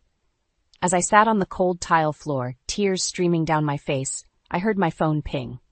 It was a text from Karen. "Charlie tells me you're being difficult about the divorce. Don't make this harder than it needs to be, dear." Anger surged through me. Difficult? They had no idea. In a moment of weakness, I found myself in the kitchen, raiding the pantry. I tore into a bag of chips, then a box of cookies, barely tasting anything as I shoved food into my mouth. The temporary comfort of fullness did little to ease the ache in my heart. Hours passed, and I remained on the kitchen floor, surrounded by empty wrappers and self-loathing. What kind of mother would I be if I couldn't even take care of myself? A knock at the door startled me from my spiral. I considered ignoring it, but the knocking persisted. "Rebecca? It's Sarah. Please open up." Sarah, my best friend since college. I'd been avoiding her calls, too ashamed to face anyone. But now, hearing the concern in her voice, I dragged myself to the door. "Oh, honey?" Sarah gasped when she saw me. Without a word, she enveloped me in a hug. I broke down, sobbing into her shoulder. Between hiccups, I told her everything. The affair, the pregnancy, my fears. Sarah listened, her face a mix of shock and sympathy. When I finished, she took my hands in hers. "Rebecca, look at me. You are the strongest person I know. You can do this." I shook my head. "I don't know if I can. I'm a mess, Sarah. How can I be a mother when I can barely function?" "One day at a time," she said firmly. "And you're not alone. I'm here, and I'm not going anywhere." As Sarah helped me clean up the kitchen, my phone buzzed again. This time it was an email from Charlie's lawyer, detailing the proposed terms of our divorce. I skimmed the document, my anger growing with each line. They wanted me out of the house within 30 days. They were offering a pittance in alimony, citing my potential to work as justification. "They're trying to leave me with nothing," I whispered, showing Sarah the email. Her eyes narrowed. "Not if we have anything to say about it. Rebecca, it's time to fight back." I looked at her, then down at my stomach. The tiny life growing inside me depended on me now. I couldn't afford to fall apart. "You're right," I said, straightening my shoulders. No more wallowing. No more hiding. I picked up my phone, dialing a number I'd saved but never thought I'd use. "Hello, this is Rebecca Thompson. I need to speak with the best divorce lawyer in the city. It's urgent." As I hung up, a sense of calm washed over me. For the first time in weeks, I felt a glimmer of hope. "What are you going to do?" Sarah asked. I met her gaze, a determined smile on my face. "I'm going to take back my life, and I'm going to make damn sure this baby has everything it needs, with or without Charlie." The path ahead was uncertain, filled with legal battles and emotional minefields. But as I placed a protective hand on my stomach, I knew one thing for sure. I was done being a victim. It was time to become a fighter. My hands shook as I smoothed down my blouse, the slight swell of my belly barely noticeable at 12 weeks. I took a deep breath, steeling myself for the confrontation ahead. Charlie had agreed to meet me at his house to discuss the divorce terms. Little did he know I was about to turn his world upside down. The doorbell rang, and I opened it to find Charlie standing there, looking annoyingly composed. "Rebecca," he nodded, stepping inside. "Charlie," I replied, my voice steady despite the storm raging inside me. "Let's sit down. We have a lot to discuss." He followed me to the living room, where my lawyer Amanda was waiting. Charlie's eyebrows shot up.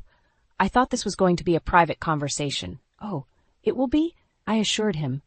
"Amanda is just here to make sure everything's official." Charlie's jaw tightened, but he sat down across from us. "Fine, let's hear your terms." I exchanged a glance with Amanda, who gave me an encouraging nod. It was now or never. First, Charlie," I began, my heart pounding. "I'm pregnant." The color drained from his face. "What? How? When?" "It doesn't matter how or when," I cut him off. "What matters is that this changes everything." Charlie leaned forward, his voice low. Is it mine?" The question stung, but I refused to let him see how much it hurt. "Yes, Charlie, it's yours, the baby you've always wanted, remember?" He ran a hand through his hair, looking shell-shocked. I can't." "You can, and you will," I said firmly. "Now, let's talk about our new arrangement." Amanda pulled out a document, sliding it across the coffee table. "We've prepared a revised divorce agreement, taking into account the child support and alimony adjustments necessitated by Rebecca's pregnancy." Charlie's eyes widened as he skimmed the paper. "This is insane. You can't possibly expect me to agree to this." "Oh, but I do," I said, leaning forward. "You see, Charlie, you don't get to walk away from this. You wanted a child so badly that you were willing to throw away our marriage. Well, congratulations, you're going to be a father." "And what about Ava?" he sputtered. "We're planning a life together. We can't just—" "I don't care about your plans with Ava," I interrupted, my voice ice cold. "This is about our child, a child who deserves every opportunity, every advantage. And you're going to provide that whether you like it or not." Charlie stood up abruptly, pacing the room. "This is blackmail? You can't force me to be a father if I don't want to be." "I'm not forcing you to be anything," I replied calmly. "I'm simply ensuring that our child is taken care of financially. Whether you choose to be involved is up to you." He whirled on me, his face contorted with anger. "And what about my mother? You can't keep her from her grandchild." I stood up, matching his intensity. "Watch me. Karen lost any right to be in this child's life when she conspired behind my back. She's as much to blame for this mess as you are."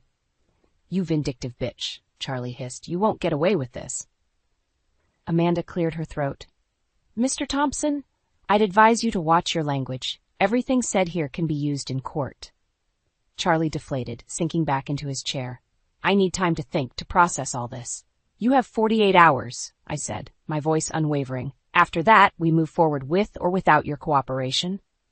As Charlie stumbled out of the house, looking defeated, a mix of emotions washed over me.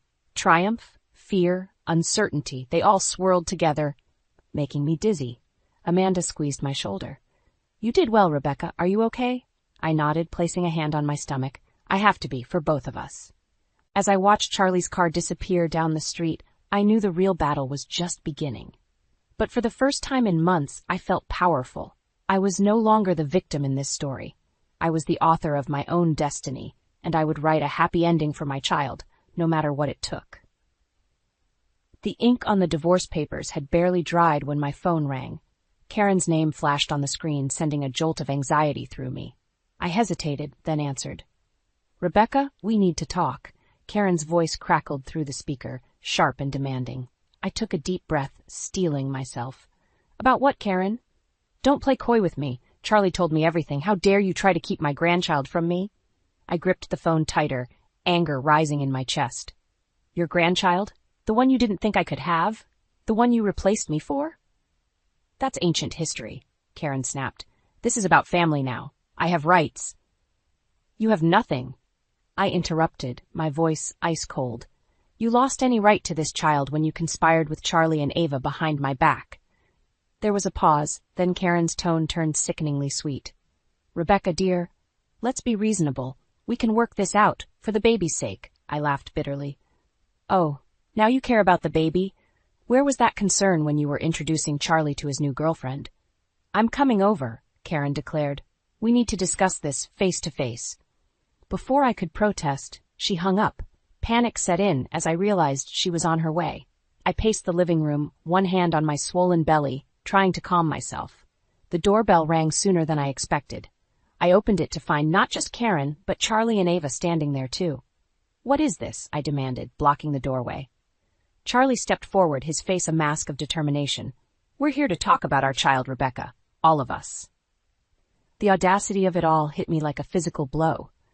"Our child? There is no our anymore, Charlie. You made sure of that." Ava, looking uncomfortable, tried to speak. "Rebecca, we just want—" "I don't care what you want," I snapped. "None of you have any say in this."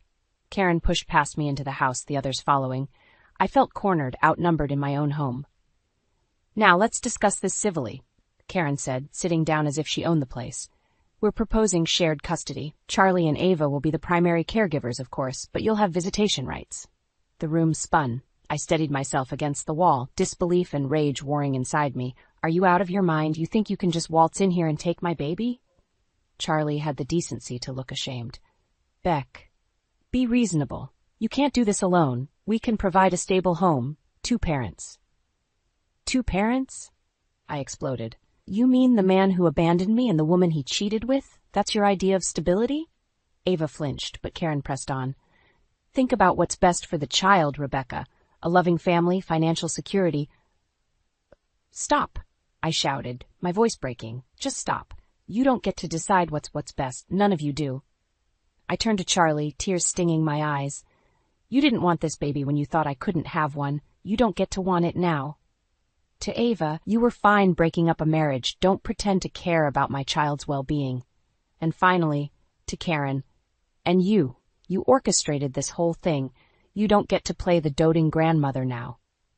My hands shook as I pointed to the door. "Get out, all of you, before I call the police." They hesitated, exchanging glances. Karen opened her mouth to argue, but Charlie put a hand on her arm. "Let's go, Mom. We'll handle this through the lawyers."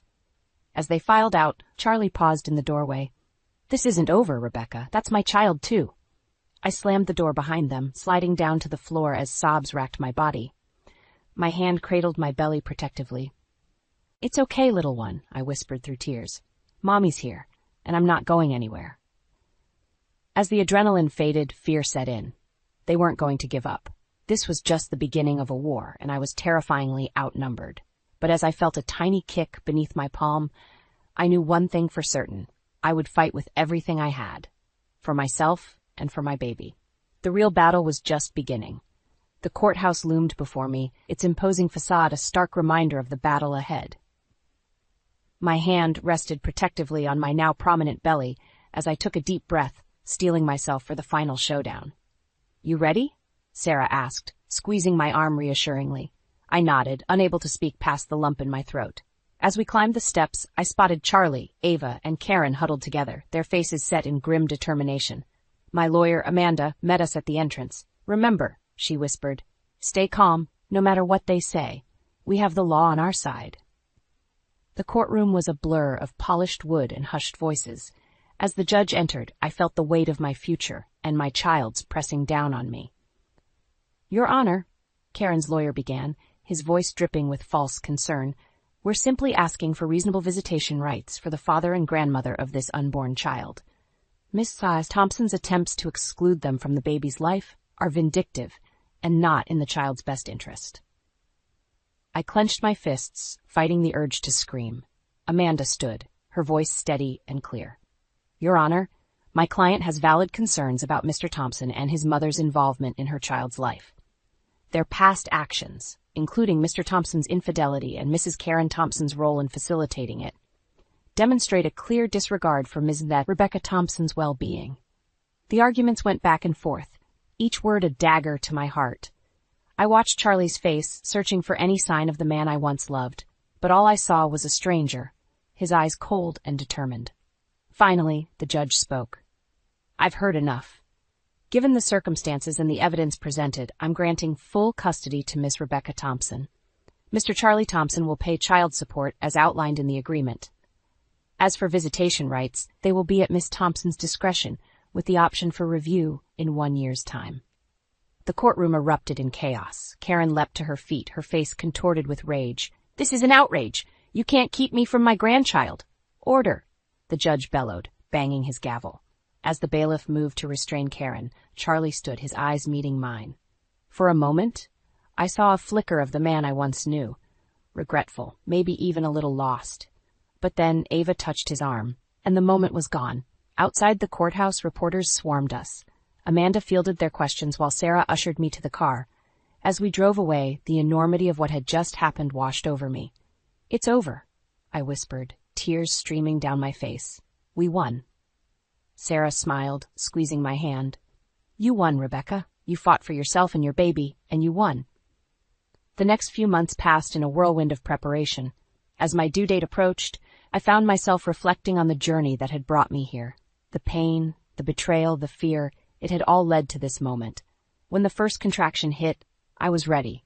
Hours later, as I held my daughter in my arms for the first time, I felt a love so fierce it took my breath away. "Hello, Lily," I whispered, tracing her tiny features with my finger. "It's just you and me, sweetheart, but we're going to be okay." As Lily grew, so did I. Each milestone, her first smile, her first steps, her first word, was a reminder of my strength. The woman who had once felt broken and betrayed was gone, replaced by someone stronger, wiser, and fiercely protective. Charlie tried to reach out a few times, but I held firm to the boundaries I'd set. Karen's attempts at reconciliation were met with the same resolve. This was my family now, small but mighty. On Lily's 5th birthday, as I watched her blow out her candles surrounded by friends and chosen family, I realized something profound. The journey that had once seemed like the end of my world had actually been the beginning of something beautiful. I caught my reflection in the window, seeing not just a mother, but a survivor. A woman who had faced her worst fears and come out stronger.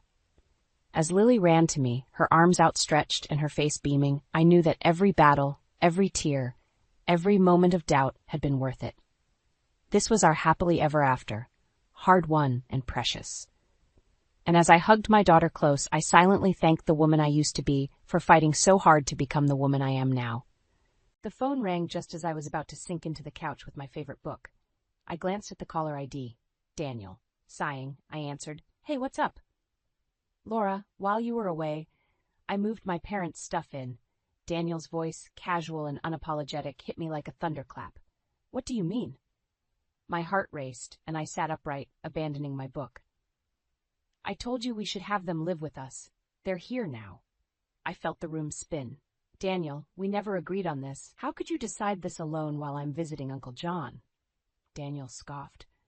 "Come on, Laura, it's not a big deal. Besides, I figured you wouldn't mind."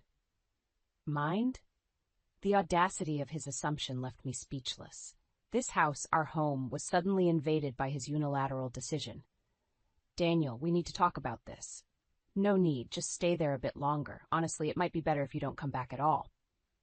His words stung, a cold dismissal that echoed in the now silent room. I had always known Daniel was headstrong, but this blatant disregard for our partnership, for me, was a new low. "All right then, Daniel." "If that's what you want," I replied, my voice steady, belying the storm inside. There was a pause, a moment of uncertainty. "You're okay with this?" "Yes, Daniel. I guess it's time for me to move on anyway." The call ended abruptly, leaving me alone with my thoughts. For a moment, I let the hurt wash over me, the pain of being so easily discarded. But then, a flicker of resolve sparked within me. I remembered the plan Uncle John and I had discussed, a contingency for just such a betrayal. I reached for my phone again, my fingers deftly composing an email to a contact who could set our plan in motion. As I hit send, a sense of empowerment surged through me. Daniel thought he could easily upend my life, but I wasn't going to let him have the last word. The house we shared, it was more than just walls and a roof. It was the embodiment of my dreams, my efforts. Daniel might have believed he could just push me out, but he was in for a surprise. Uncle John's advice echoed in my mind. Always be 2 steps ahead, Laura. I started packing my things, each item a memory, a piece of the life I thought I had. But as I folded my clothes and gathered my belongings, I realized something. This wasn't the end. It was a new beginning. I was no longer the naive girl who fell for Daniel's charm. I was Laura, strong and capable, and I was about to show Daniel that underestimating me was his biggest mistake. I closed my suitcase, my heart steady and my mind clear. It was time to face what was coming, and I was ready. I left the house under the cover of dawn, the first light casting long shadows on the path that had once led me to a shared dream. As I drove away, my mind wandered back to the days before Daniel, before the disillusionment.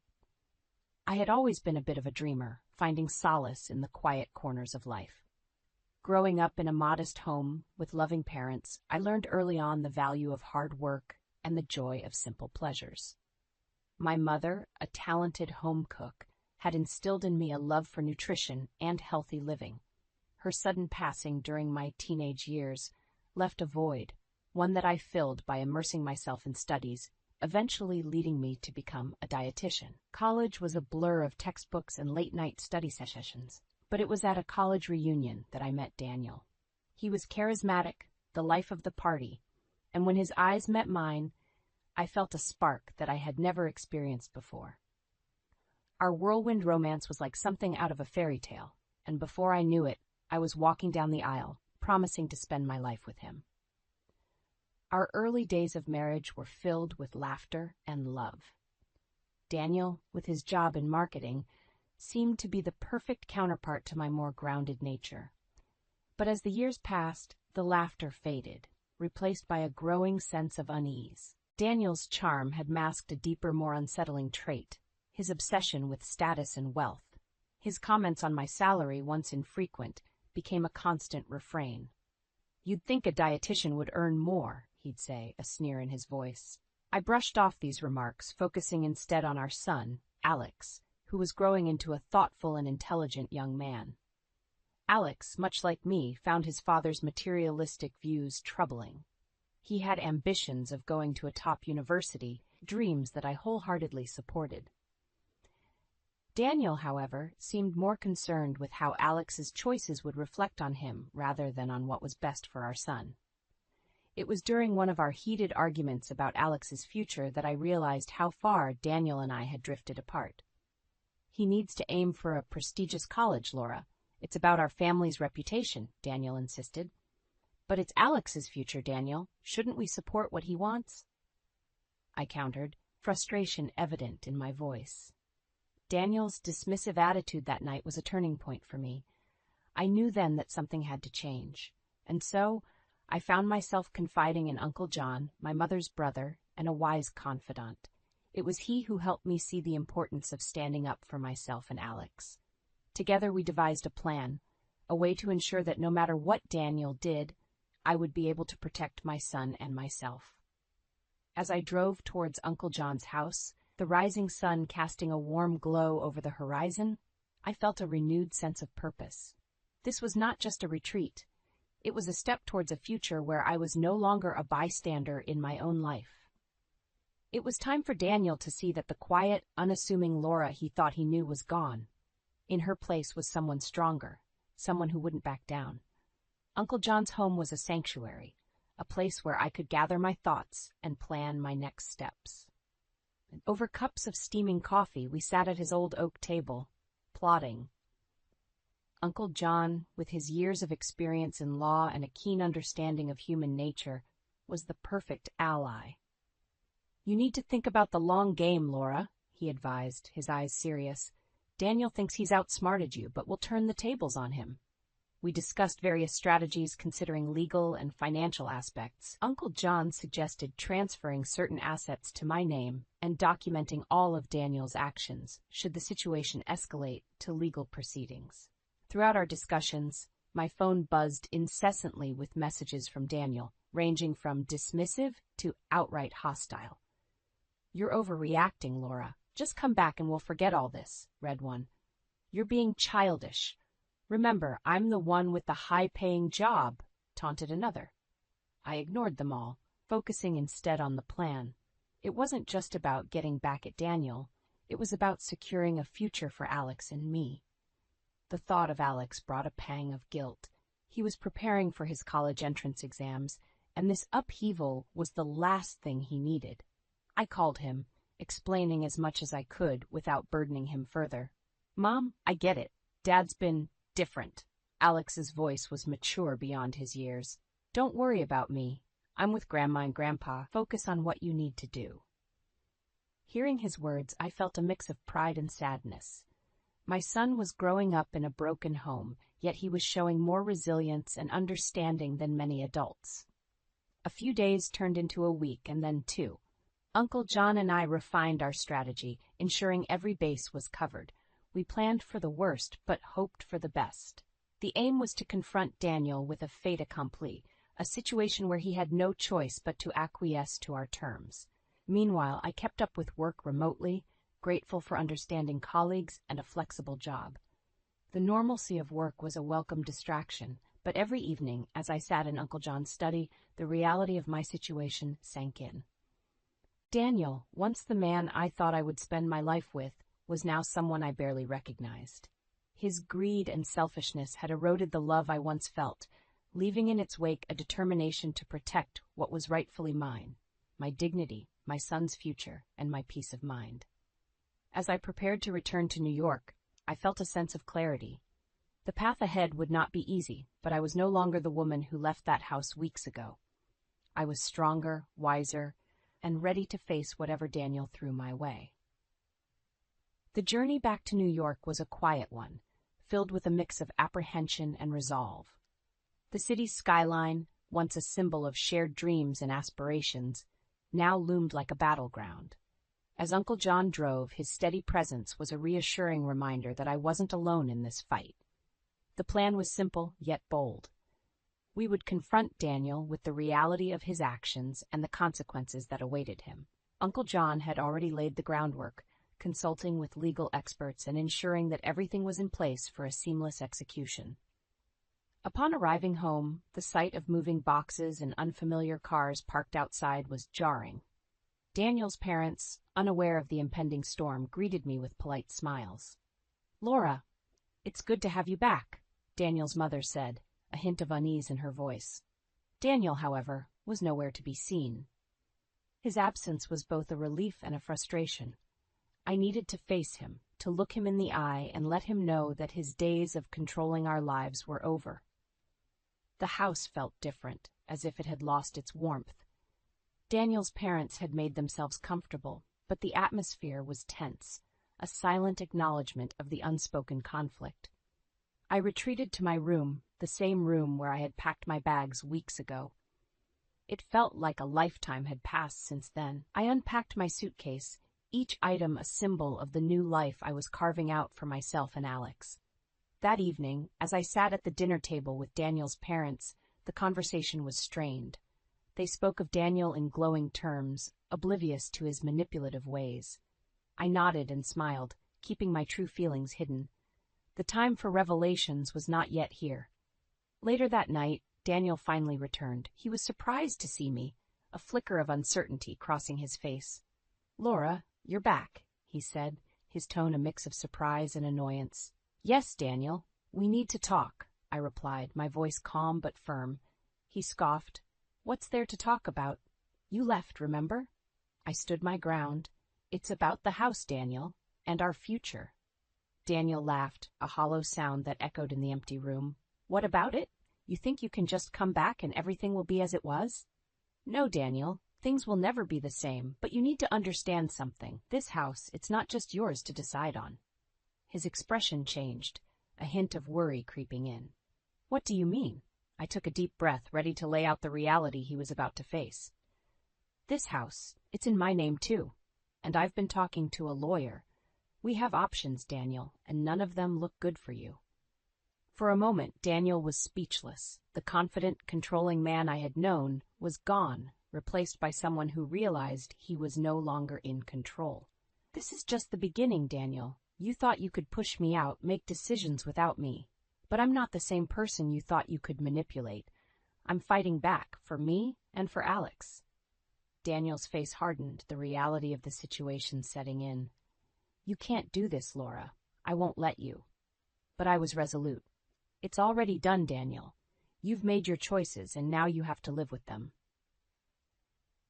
As I left him standing there, a mix of anger and disbelief on his face, I knew that the hardest part was yet to come.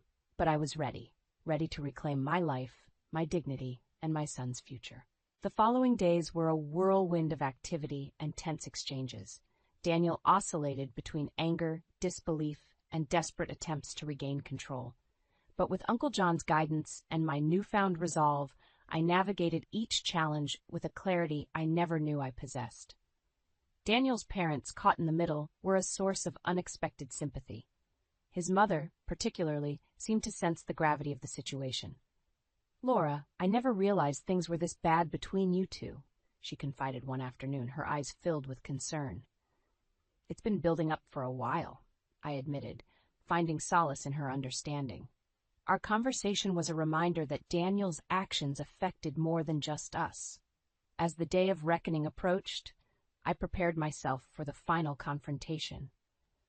Uncle John had arranged for a meeting with Daniel, his parents, and our respective lawyers. The goal was to settle matters as amicably as possible, given the circumstances. The meeting was held in a neutral location, a stark conference room that mirrored the cold reality of our situation. Daniel was already there when I arrived, his posture rigid, his face a mask of defiance. "Let's just get this over with," he muttered as I took my seat opposite him. The lawyers laid out the facts. The house, purchased with contributions from both of our families, was legally co-owned. Daniel's unilateral decisions and his recent behavior had put him in a precarious legal position. As the reality of his situation dawned on him, Daniel's facade began to crumble. He looked at me, a mix of anger and desperation in his eyes. "Laura, please. We can work this out. Just come back home." But the home he spoke of no longer existed, not for me. "Daniel, you made your choices. Now I'm making mine. It's over." The negotiations were tense but straightforward. We agreed to sell the house and divide the proceeds. Daniel's parents would move to a smaller place, and I would start afresh, somewhere new, somewhere where the shadows of the past couldn't reach. As the meeting concluded, Daniel's mother approached me, her eyes moist with unshed tears. "I'm sorry, Laura. I'm sorry for everything." I hugged her, a gesture of mutual forgiveness and understanding. "Take care of yourself," I whispered. Leaving the conference room, I felt a weight lift off my shoulders. The battle was over, and though the road ahead was uncertain, I was free. Free from Daniel's control, free to build a new life for Alex and myself. The drive back to Uncle John's house was a quiet one. I looked out the window, the city passing by in a blur. I thought of Alex, of the bright future he had ahead of him, and of the new chapter I was about to begin. Uncle John broke the silence. "You did well, Laura. I'm proud of you. Thank you, Uncle John, for everything." As we drove on, the sun began to set, casting a warm golden light over the city. It felt like a promise of new beginnings and brighter days ahead. Months had passed since the day I walked away from that conference room, away from a life that was no longer mine. With each passing day, the sense of liberation and self-discovery grew stronger. I was rebuilding my life, piece by piece, on my own terms. The house sold quicker than we had anticipated. With my share of the proceeds, I bought a quaint apartment in a quiet neighborhood, a place where Alex and I could start anew. The walls were adorned with memories, both old and new, each telling the story of our journey. Alex had excelled in his exams, earning a place at his desired university. His resilience and determination were a source of immense pride. We often talked about his future, his dreams, and I saw in his eyes the same hope and ambition that had driven me through my darkest days. I found solace in my work, diving into community nutrition programs and workshops. My experiences had ignited a passion for helping others, for sharing the lessons I had learned about self-care and resilience. Occasionally, I heard news about Daniel through mutual acquaintances. He had moved into a smaller place, his lifestyle drastically changed. There was no joy in hearing of his struggles, only a quiet acknowledgement that the choices we make shape our lives.